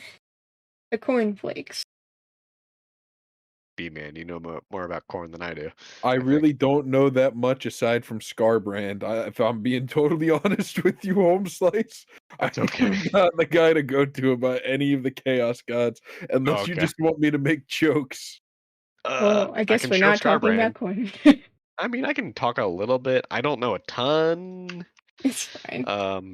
I know this guy here, Scarbrand, pissed off corn and then got bitch slapped. Talk about Sisters of Battle. You can do that, Nunlover. I mean, Moko. I don't know much about Sisters of Battle. So that's, I mean, wow. That's something. What? Nothing. I'm not programmed to lie, my dear. I think Scarbrand tried to overthrow corn and then got bitch slapped. He it wasn't the only reason he. I know a little bit about Scarbrand, so I can say this with some degree of credibility. The only reason Corn punished him after he tried to overthrow what Skull Lord? What's Corn's like technical title? Lord of Snow. I'm blanking on it right now. There's many. The Blood God, Lord of Skulls. Yeah, okay, Lord of Skulls. The only reason that the Lord of Skulls punished him is because Scarbrand tried to ambush him. Oh, yeah. It wasn't an honorable. He hit Corn as hard as he could from behind. It barely dented Corn's armor. Corn then grabbed him, wrung his neck, and then chucked him halfway across creation. When Scarbrand landed, he was a fucking rattled shell of his former self. Right. He's deranged. The entire like traumatic experience ruined him mentally. Here's one of my favorite depictions of Korn. Oh, that's fucking rad. Ooh, the man spreading. Oh, I don't That think. one's alright. That one's okay. Yeah. I was gonna say I don't think that's what I meant. I saw the one and I was like, But yeah, so Korn is cool. The only other one I kind of know about is Karn. Totally distinct, separate Eldari, blood, skull, and murder god. Do not confuse them. No, I'm talking about the Space Marine. Original character. Oh, do you not know about Karn? Me? Because there's an Eldari, blood, murder, Kane. and That's Kane. Oh, thank you. Sorry, I got Kane, Karn, and Korn mixed up. Please forgive me. If you tell me that Karn's a blood angel, I'm gonna fucking slap you. No, he's a world eater. Okay. So this is Karn. He is also called Karn the Betrayer. Wait, is Korn called Korn the Betrayer? No, he's the Lord of Skulls. He's the Lord of Skulls. He's the blood god. Karn just has an unfortunately close name. I'm so confused. It's like they forgot all of their like branding cohesiveness, and they would make up names, and they'd be like, "Yeah, this guy's name is Kane," and then they'd be like, "Wait, but we already have a Korn." And it's like, well, too bad. Well, you see, Karen is Korn, but not Kane. Kane, it has nothing to do with Korn. They're not the same entity. They're both blood, skull, and murder gods. But this is like the same thing as like Vermintide doesn't exist within the Warhammer. Yeah, that's a pretty common joke with Karn because he doesn't wear armor on this arm, and oh my god, he's jacked. Yo! Oh my god! Fun fact, mostly for you bees. The Black Templars chain their weapons, partially inspired by him. Huh. Because he used to be very good friends with Sigismund. Sigismund. That may be the most Warhammer sounding name I've heard so far. Sigismund. Sigismund. Sigismund. Sigmund. Pleasure to meet you. Sigismund. So, basically every Chaos God has a Space Marine that is their champion. And this one is Korn's. His name is Karn. Not confusing at all, right? No. He goes by, he's called the Betrayer, depending on who you ask. But he was part of the World Eaters Legion. And he was like Angron, who's their Primarch's second in command, after getting the ever-living shit kicked out of him. Because Angron was throwing a hissy fit, and they tried to calm him down, and he was the only one to live.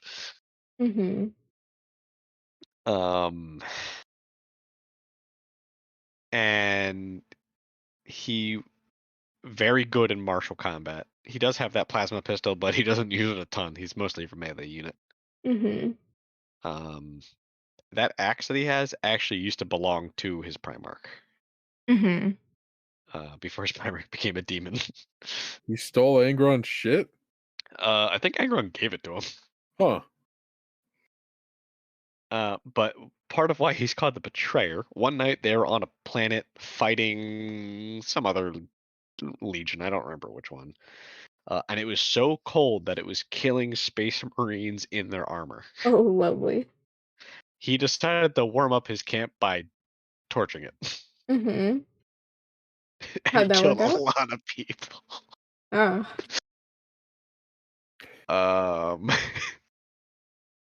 So yeah, you got the title Betrayer. Karen, what the fuck are you doing? Y'all were bitching real loud like 5 minutes ago. You gotta pick one. We are either cold or hot. There is no in between. You need to understand. You cannot pick and choose. You either get the almost void of space temperature or flamer. Yep. And if I remember correctly, he had a special modification, I think, given to him by what is now the head of the Black Templar, Sigismund. He basically got a kill counter installed into his helmet. he's, he's cutting like 5 people in half with one swing of the axe, and he hears Kilimanjaro. Quadra kill. And he has his own pile of skulls next to Khorne's throne because he's killed like over 1 million people in melee combat. What the fuck? Man, you are really not having fun with the auto mod today, buddy. Trying to think what else. I think he's neat. He can't die. He's been killed, but he comes back because, of course. You hoes have to try harder than that. So, actually, he got killed by Sigismund during the Siege of Terra. He used to. Okay, yeah. So he used to be like a really honorable warrior, and a lot of them did. And then most of his legion had these devices put into their head called the butcher's nails. Mm-hmm. Because their father also had that, and it slowly degrades their mind, and they can only feel like any sort of serotonin when they're killing or fighting. Feeling more specifically, the sensation of anger Yes. is the only thing that causes the nails to not cause immense pain and discomfort for them. So if they are not like fucking seething at all times, they are in immense pain. The reason why these devices exist is because they were forcibly implanted into gladiators. Imagine if Moo had that. That'd be fun. It also slowly kills you. Oh no, sorry, that's a lie. Angrons did because anyways. Yeah, they can slowly kill you. But so he essentially degraded from a very honorable warrior, one of the best in the Imperium, to just a frothing berserker. So yeah, that's Karn. I feel like Not to be confused with Khorne or Kane. Not to be confused with Khorne or Kane. Shit, what was I thinking of? So yeah. I'm trying to think. I gotta Sorry, I saw the Great Clean one. Yeah, I hate that model. I always do. It's so funny though. It's Just smooth this guy out. It's really fucking funny. Oh damn. Wait, your guardsman looks super cool in my style. Oh yeah.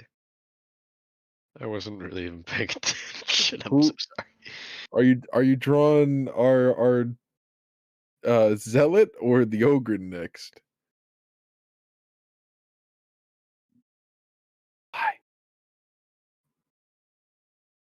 Lie? Oh no, they're dead. Hello? Alright guys, this is our stream now. Yeah. We're gonna talk about Exceed. Oh yeah. So on turn 1, if you're going Sorry. first, you EX dive and you win. Oh hi. I'm back. Yep. I just didn't hear anything, right? Optimal play. No, we didn't hear Okay, anything. cool. Why? Just making sure. But we doxed you while you were gone. Oh, okay. Yeah, I read your social security number out loud. Uh-huh. I read off your credit card. Oh, thank you. Who you drawing next, the zealot or the ogre? Probably the ogre. Since Lemon curious. isn't here right now, but I don't know how much time I'll have. Cringe. Yeah. There's no Pat the Bees redeem because I showed up like an hour ago. Yeah. You was I was not supposed to be here. Although now that I'm here, I need to pitch an idea to you that I pitched to Moko. Good luck. So one of the most important events for the Imperium in 40K is the instance known as the Horus Heresy. Would you be interested in another stream Excuse like me? this? This has always been my where stream. Now, Lee, could you please take this off? Probably more structured. No, Monty's talking. no. Doesn't get to take this. Go off. When we A- get to a- Monty into a service goal. Sorry. a stream like this, but me and Moko essentially brush up on the loyalist and traitor aspects of the Horus Heresy, and then we cut out all of the like boring fluff shit that ultimately doesn't really matter in the long run, so that it doesn't take us like 5 hours to explain the Horus Heresy, and then we present you in a "my dad is better than your dad" like Cliff Notes version. No one's dad wins the drop site massacre. As a little spoiler heads up, we're both gonna get real fucking quiet during the drop site massacre. I'm just gonna pause my drawing sharing real quick. Oh no, why is Seabat playing? Oh yes. Hi, Slack. I would like to note there are, as of September 2022, 61 books that cover the Horus Heresy. Like, can you look up something for me? In a minute, yeah. I mean, why can't you look it up? Because I need you to hear it. You Uh-huh. know, I'll look it up. I'll look it up. So you know that Pokemon that you thought was pretty cute from the new game, Daxbund? Yeah. Where the fuck are you going with this? I need you to hear its cry. Okay, well, just can you give me a few minutes? Yeah.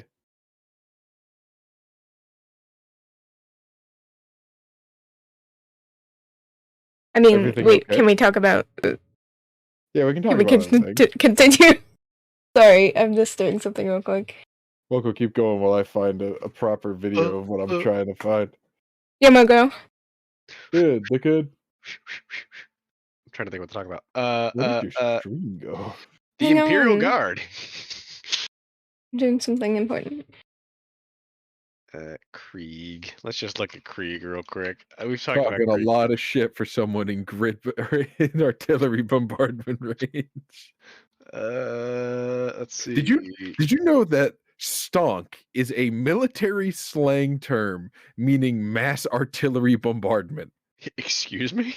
Yeah, I did not make that up. If you look up In real life stonk, or yes, in... if you this is real. If you look up stonk definition right now on Google, you'll see military slang stonk, the proper pronunciation of the word stonk, and then see it used in a Concentrated sentence. artillery bombardment. Concentrated artillery bombardment. Wow, I hate that. If you have like 5 mortars blasting your current location, that means you are being hit with a stonk. You're being stonked? Stonks. This lovely gas mask wearing fellow is part of the Death Corps of Krieg. Krieg was a death world, or is now a death world, meaning that it's near uninhabitable. Not that people don't inhabit it, because at one point, about a good chunk of the planet decided to turn traitor against the Imperium, and this is way before the heresy.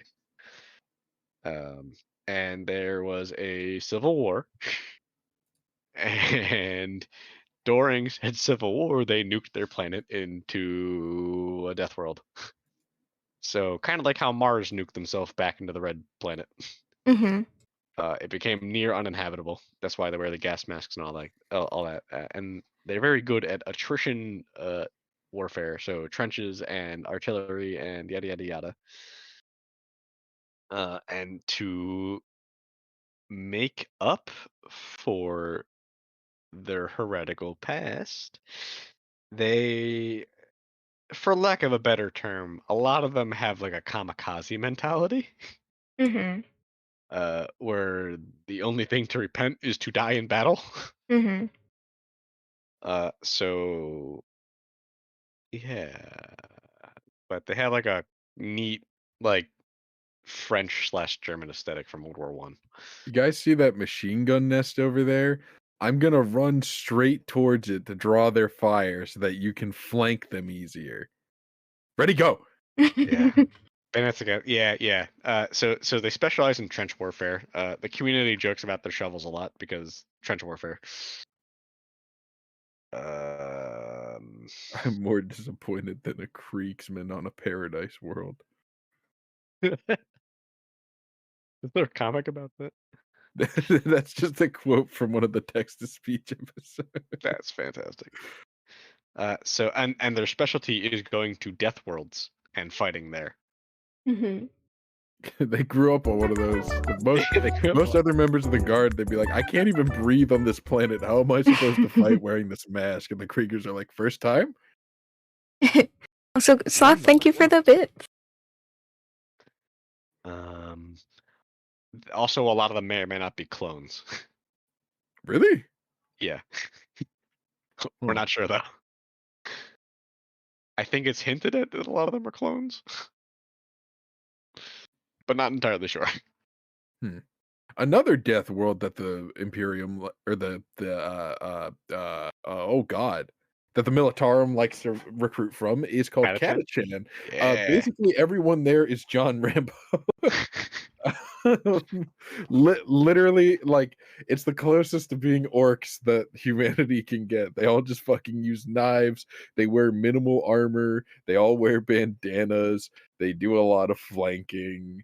They're Guerrilla warfare. Yep, it's like if you took the main character from Predator and just like fucking mixed him with Rambo and made an entire army out of him. Now give me a few million of those. Yep. This is also where Sly Marbo is from. You've been told about him. You Mhm. remember Sly Marbo? Yeah. He's basically the Chuck Norris of Warhammer. Mhm. Okay. He has a somewhat newer mini too. Yeah, I still don't like how Sly's mini currently looks. It's weird. Sly Marbo. I like how he has a cigar, but it still looks weird. Yeah, fair enough. Um, He has punched way above his weight. well, as far as we know. Yeah, a lot of it's like Chuck Norris jokes essentially. It's propaganda. Yeah, literally, like, next to none of his exploits are actually confirmed by any real authority in the setting. So most of his feats are meant to be taken in the vein of like, trust me, bro, I was there. And I think you can get in trouble for talking about Yeah, you're not on the star. you're not supposed to talk about Slime Marbo. You get in shit if they hear you talking about Slime Marbo. Thank you again, Sloth. More bits? What the fuck? Sloth is very generous. Why don't you put those bits towards playing CBAT? No! Don't encourage them. Great segue. Go ahead and listen to. I made it so that it skips Fido's cry. Listen to Daxbun's cry real quick. Okay. Hang on.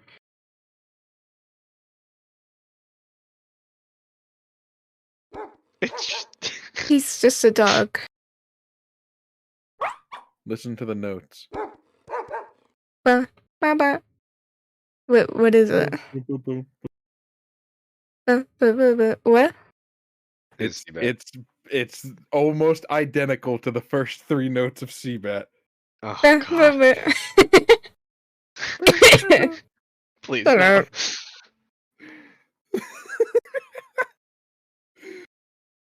It's terrible.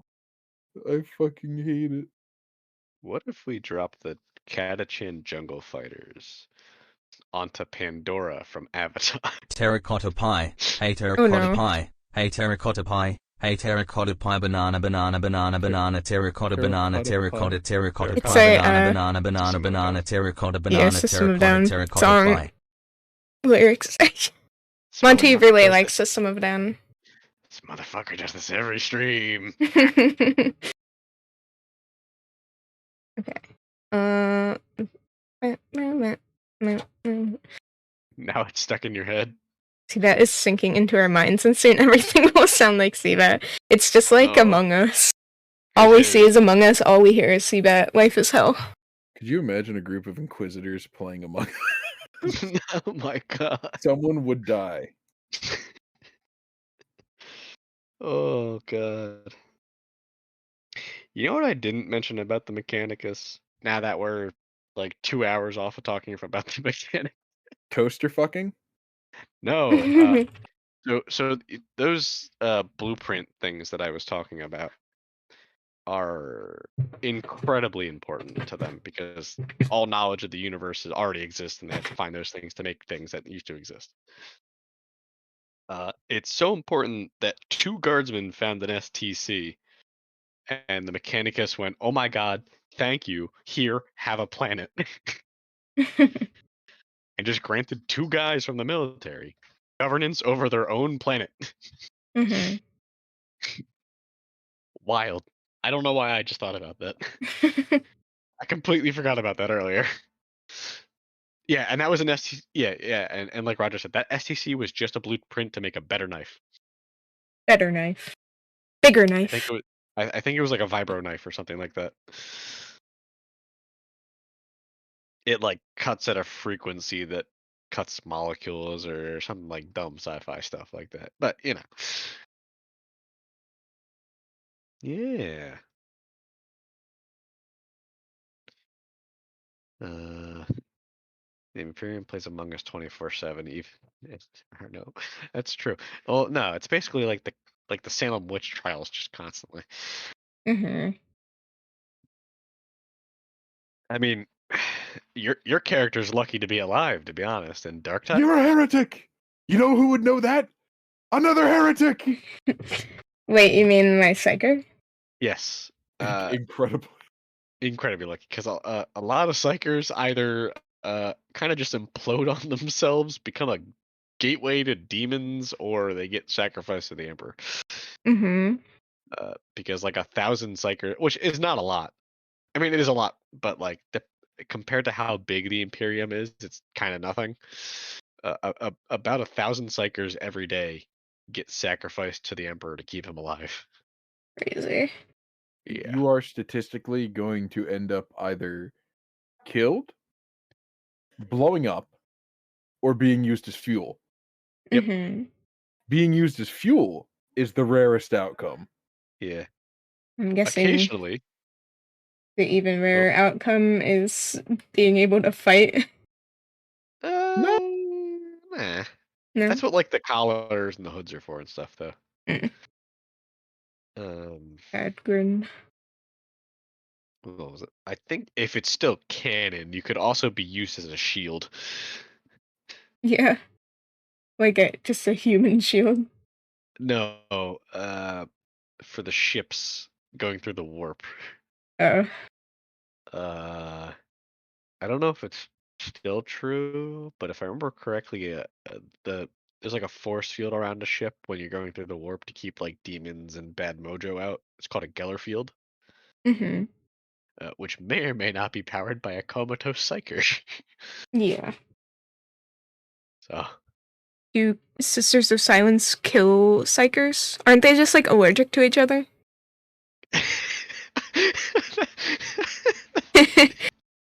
That is a very good analogy, kinda.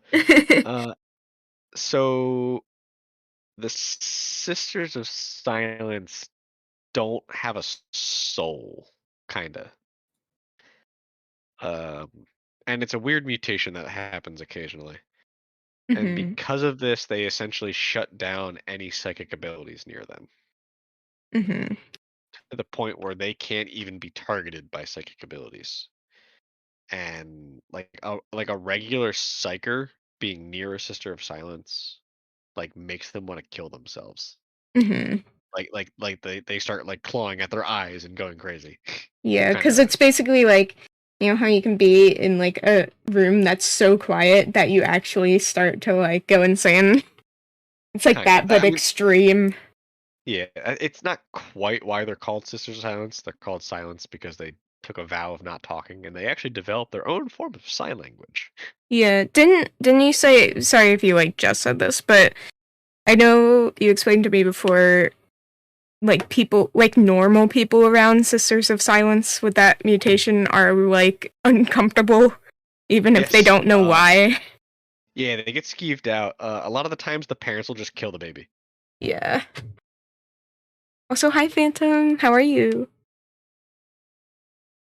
I'm trying to think.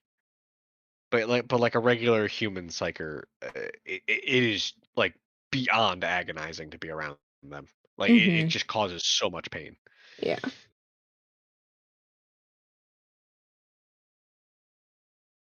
We need But a hey, Gallagher field, so oh, killer, yeah. looks like I'm going in the cage, boys. Woo!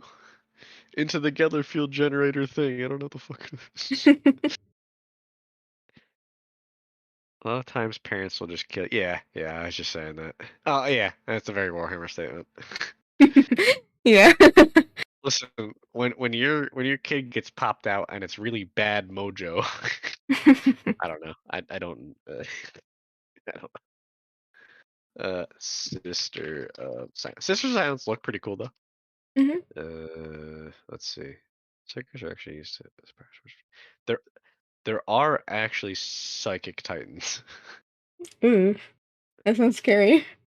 I didn't talk about them.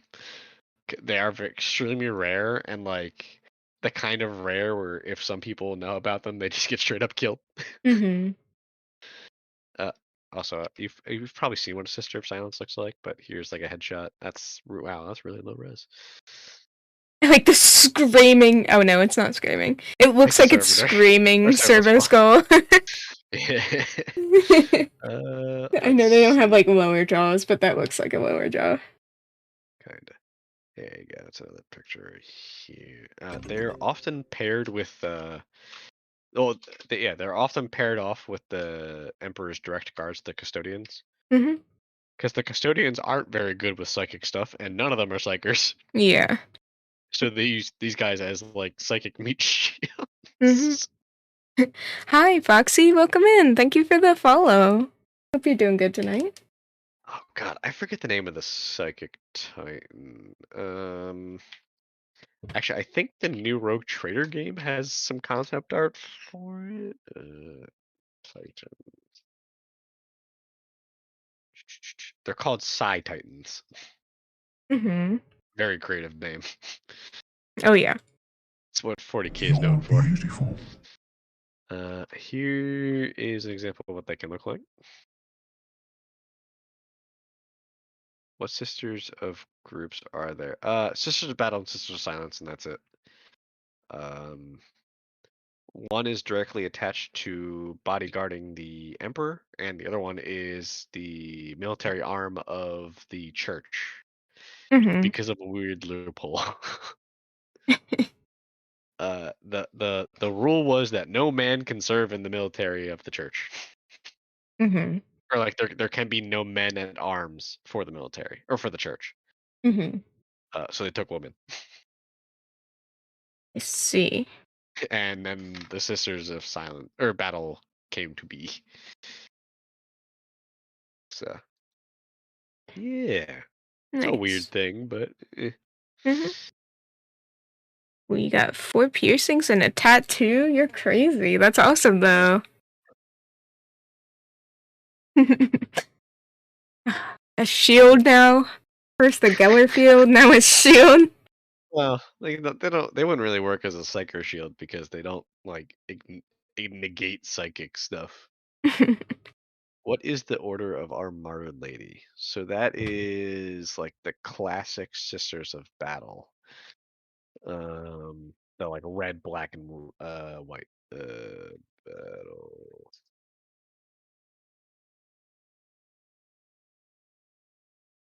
Let's see if I can get a good picture.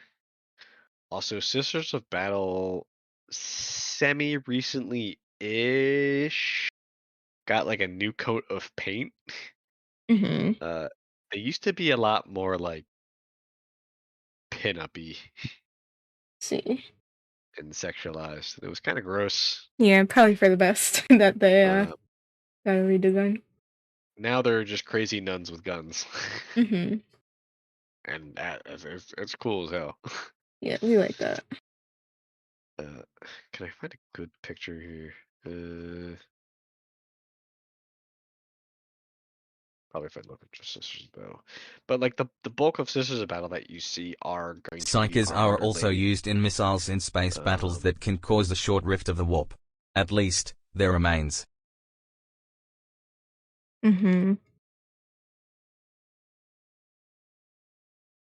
Huh. Let's see. Ugh. Yeah, like this is a very old Sisters of Battle model. Oh, the skull boobs. Wait, I kind of I want know. that. That's kind of neat, but like The the shoes. heels, and oh my god. I think they still have, yeah, they still have heels, but they aren't like that. Mm-hmm. Yeah, that's a little weird. Yeah. So now we get the badass nuns with guns. Now we need missiles. So they're all themed after a particular woman named Saint Celestine, if I remember correctly. I don't know a ton about the Sisters of Battle. Mm-hmm. Saint Celestine is the living saint. She's essentially a chaos demon powered by the Emperor. Mm-hmm. She keeps dying. She keeps resurrecting. She's an angel. She's a woman with wings. Mm-hmm. I'm sure you've seen her from Lemon. Probably, yeah. Celestine. Or maybe it's Saint Catherine. I forget exactly what it was. That Yeah, sounds it so was like supposed normal compared to everything else. I know. I mean, that's what they are. They're normal women. Yeah. They're normal people that are given like lighter power armor. Mm-hmm. This is Saint Celestine. Nice. She's cool. So the wings are like swords? Or are they just bloody and sharp looking? It depends on the depiction. Mm-hmm. Sometimes she has straight up angel wings. I think the official model, they're kind of artificial like that. Mm-hmm. But like without a jetpack, she can fly. I see. Her sword lights on fire. She can kill demons with it, I think. Mm-hmm. Yeah, doves follow her around or whatever. She's got a weird psychic stuff going on. Mm-hmm. At one point, she was fighting Chaos Space Marines, and due to a bunch of psychic stuff reducing psychic abilities, she became depowered, more or less, and then got clapped. Mm-hmm. Like she was holding her own, and then no more powers. Uh-oh. Bye. Thank you. But yeah, she keeps dying and coming back. Mm-hmm. I don't know a ton about her. Lemon probably knows more than I do. Probably. Would That's what Corn I'm like thinking. Celestine? No. Probably not. She's completely devoted to the Emperor. And she's not like vicious. I mean, no, she is, but she's not like a frothing berserker.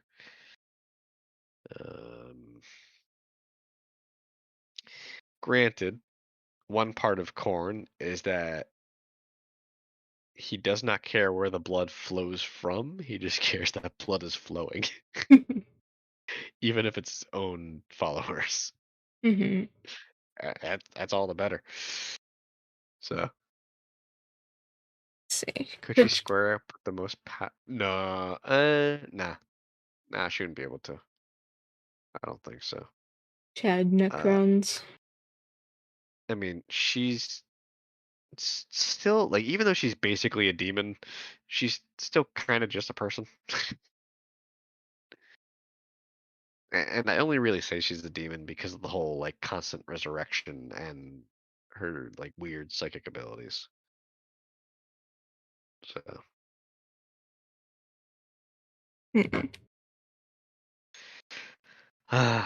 she often gets shipped with another character. I don't know why. Yeah, her name Warhammer is, ships? Question mark. I know her name is Inquisitor Besides Grey. self-insert X Hadron. Her name is Inquisitor Greyfax. There's got to be some interaction or something that made that happen, but she gets shipped with this lady a lot. Oh, that's Yeah. a cool then crossbow thing. Yeah, I think that's a storm bolter. Don't hold me on that. Hold on. No, storm bolters are. Hold on. Crossbow bolter. Condemner bolter. Storm bolter's one with 2 magazines. The condemner is the crossbow one. So it's not a common weapon. It does have a crossbow on top that fires a silver stake, and it's particularly used against psychers. Oh, are they? Why silver? Are they like vampires? I guess so. Let's see. It is Or werewolves? My bad. it's engraved with specific sigils of disruption. Oh. These are particularly deadly to chaos corrupted psychers. A direct hit from the crossbow component of the condemner crossbow will therefore not only deal a severe physical wound to the enemy psyker, it will also send his or her power spiraling out of control, consuming the user in a storm of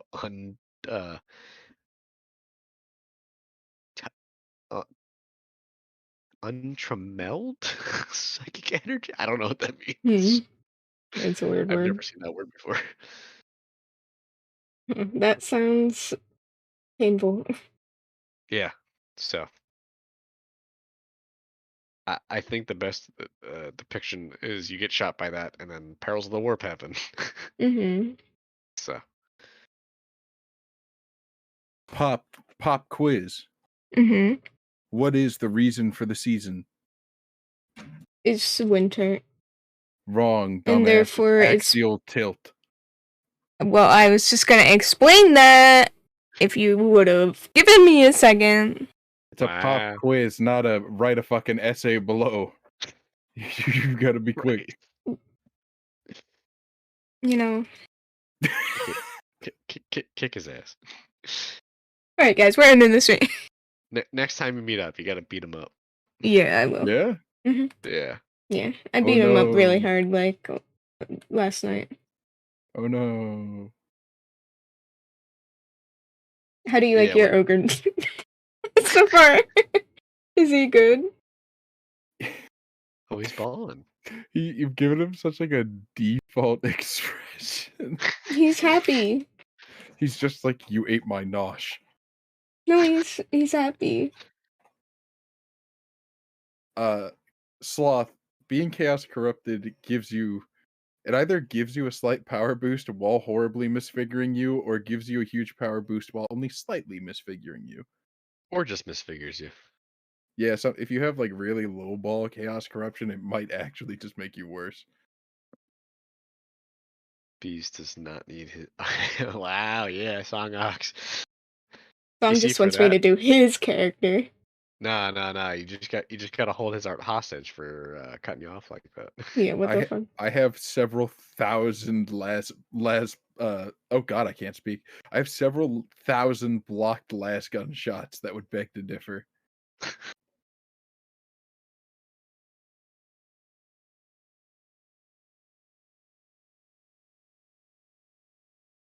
Let's see.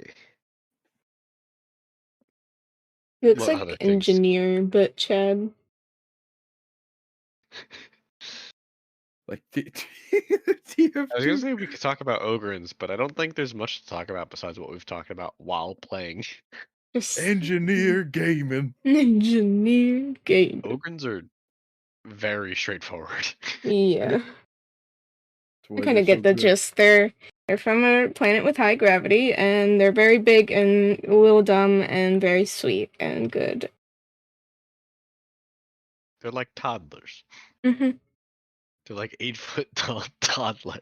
I love them so much. Fucking horrifying sentence. Yeah, it really is. I can't speak. I mean, Space Marines. Go on. Space Marines are child soldiers, basically. So Yeah.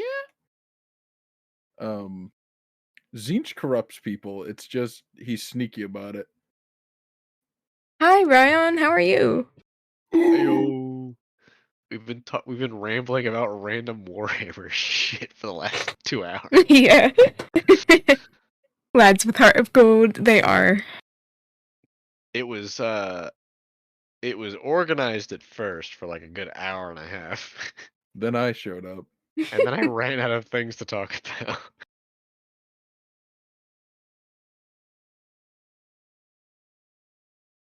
Let's see. How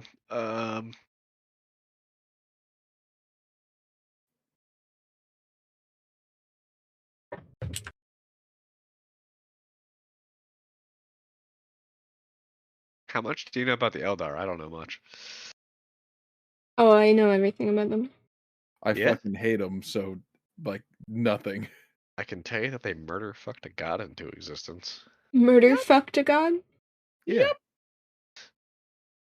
Okay. So there used to only be 3 chaos gods. That not entirely true, but The main 4. So the very big ones were Khorne, Tzeentch, and Nurgle. And the Eldar had basically solved all of their issues. And started essentially slowly degrading and becoming more and more what's the term? Kinky. Yeah, I guess like it's not depraved. It's depravity. Yeah. Most people equate it to like really crazy sex, but it's not just that. And like all of this like I swear it's not. sex and drugs and murder and yada yada yada, because they're kind of not like super no, they feel things very strongly. Like all of that, and I guess negative energy like made Slanesh form. And that's what kicked off the Age of Strife that I was talking about, with all the like crazy warp storms and shit like that like cut off the entire galaxy from itself. So the easy thing to say is that they murder fucked a god into existence. Also, Sloth, to answer your question of is Tzeentch the weakest by a lot, or is it more of an act to make him seem harmless? I'm going to read you a brief excerpt about Tzeentch's crystal staff. Oh god. There was a time when Tzeentch reigned supreme over all of the Chaos Gods and held more power than any of them individually. The other gods became envious and joined forces to overthrow Tzeentch, thus beginning a conflict that would leave much of the universe devastated. During the final battle, Tzeentch feared that the combined army of the other gods would defeat him and take his staff, the symbol of his power, and opted for an alternate and more cautious approach. Tzeentch yielded and broke his own staff as a token of surrender. In a sorcerous explosion, the staff shattered into countless pieces.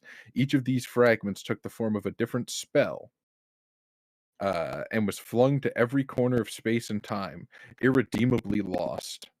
This event coincides with the birth of magic, and helped ensure that nobody would ever wield as much power as Tzeentch once did. Tzeentch is the god of secrets. For everything that is unknown in the universe, he becomes stronger. So technically, you could say that his strength never really changes. because there will always be knowns and unknowns in the universe. It's just now his strength is a lot less overt. Like the power got like spread out instead of just in him. Well, he basically released all of the secrets of magic onto the universe. Mm-hmm. So my answer to your question is yes and no, which is fitting because it's a question about Tzeentch.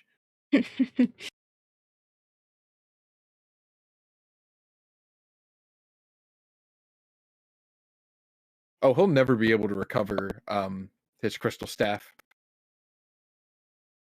Rip. I have it. But Thank you, CJ. I'm sure that if you were to ask him, he would say that him destroying his staff was just part of his plan. Moko, what is that? Tzeentch. That's Tzeentch? Yeah. I didn't know he looked like that. Twinkles. Don't. No! Twinkle! That's too far!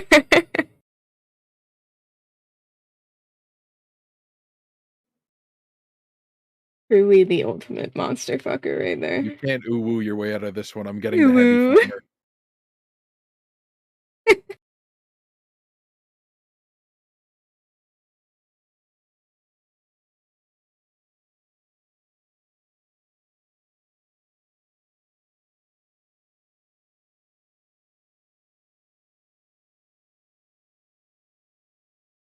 You made Twinkles pick a brother from Warhammer? What?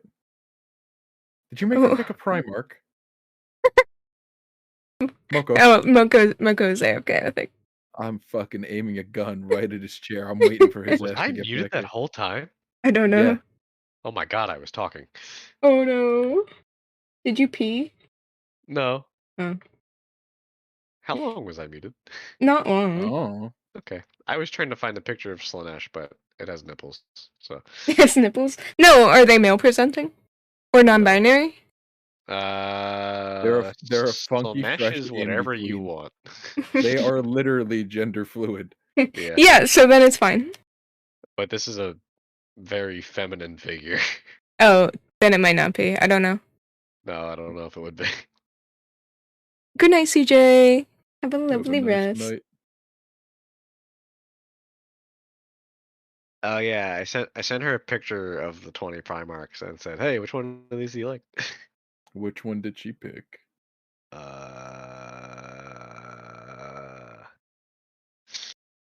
don't remember. Fuck.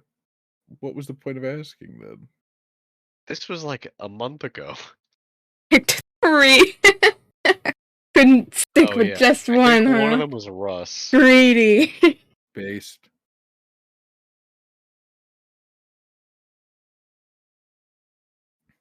Magic Pain Glove. She pit. Oh my god. Sanguinius. No. No, Yes. probably not.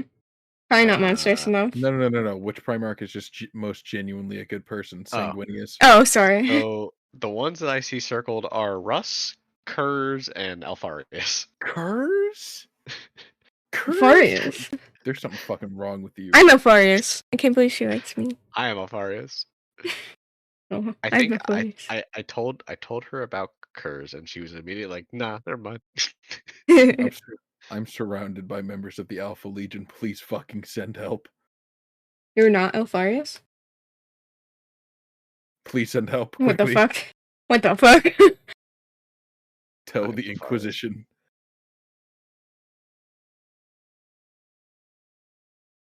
I like that Alfarius may or may not have been the first Primarch found.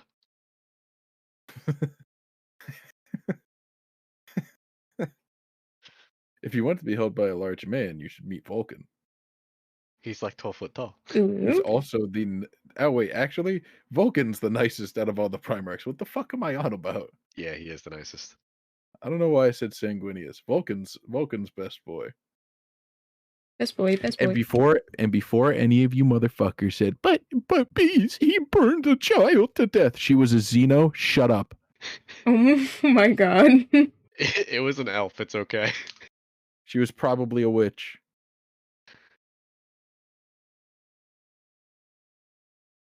Imagine tuning into the stream in that moment and having no idea what we were talking about. Like, you gotta be ride or die with your favorite Primarchs. Context be damned. That kid deserved it. By existing, yeah. Is there anything that can really just completely overwhelm the Tyranids? No. Like, no. Behold, Vulcan. He's like 10 feet tall. He's the tallest Primarch. He's so 12 cool. feet tall. Fuck. Yeah. Uppies? Hello, Artie. Uppies? Poppy. Why are we saying uppies? I don't know. Vulcan. Vulcan. He's huge. He He's is also a very. blacksmith. Oh, you like want uppies from him? all of his children are. They're fucking Yeah. master class blacksmiths. All of their equipment is ridiculous. They're almost as good as the Iron Hands. What was that? Huh? The Dead Primarch? Huh? He got Ooh, by his ooh, best friend. Ooh, and if his armor were better quality, it wouldn't have killed him. His head got cut off. And if his armor were better quality, it wouldn't have killed him.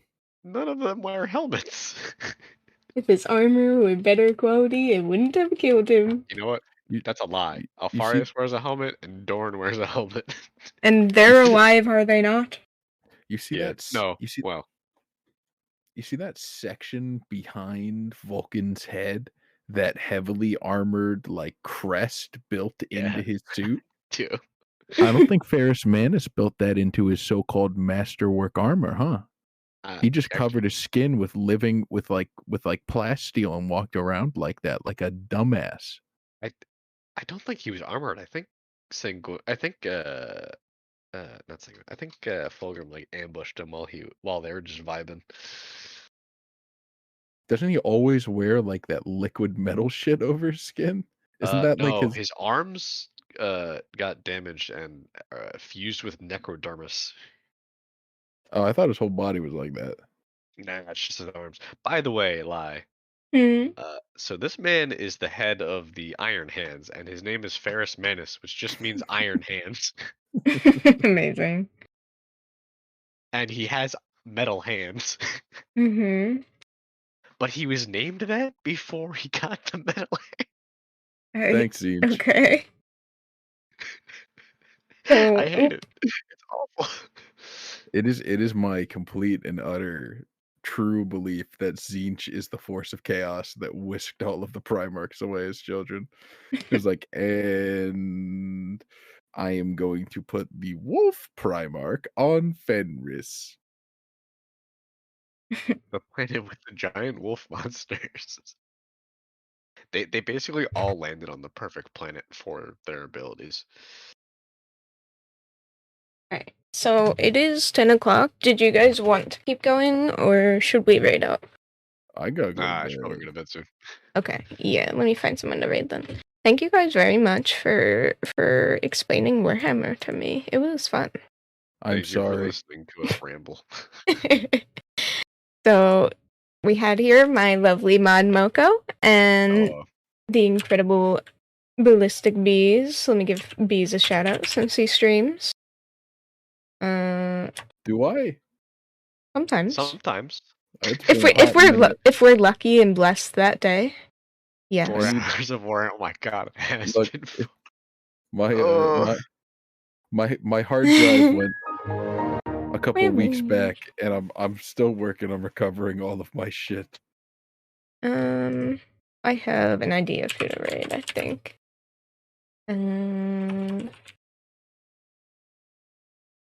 You're gonna raid Gur. The Yakuza lady? Yeah. Yakuza lady. I like the sound of that. She is playing Yakuza 5. Who would have thought? Oh, No way, no way. Girl, play. I thought she What's- hates Yakuza. what Warhammer thing do we say for our raid message? Praise the Omnissiah? I don't know. Okay, let's do that. Flesh is weak. The whole flesh is weak copy pasta. Omnissiah. I think I got it right. I've looked it up so many times. OMNISSIAH. OMNIS. Right there. Okay, I missed an S. I was close. This is our raid message, so feel free to spam the lovely Yakuza lady with our very friendly message. And thank you guys for watching and participating. It was a lot of fun. And I hope you guys have a lovely night, and I'll see you tomorrow at the same time, 6 p.m. For our Agio, we're gonna do a collaborative drawing with the community. So say bye, you two. I'd be whooping y'all asses at the spelling bee. I know on God. Good night. On Good night. On the Omnissiah. You'd need a speak and spell in order to beat me. Oh, face on the stream. Hey. Oh, face here. Is your stream still technically active?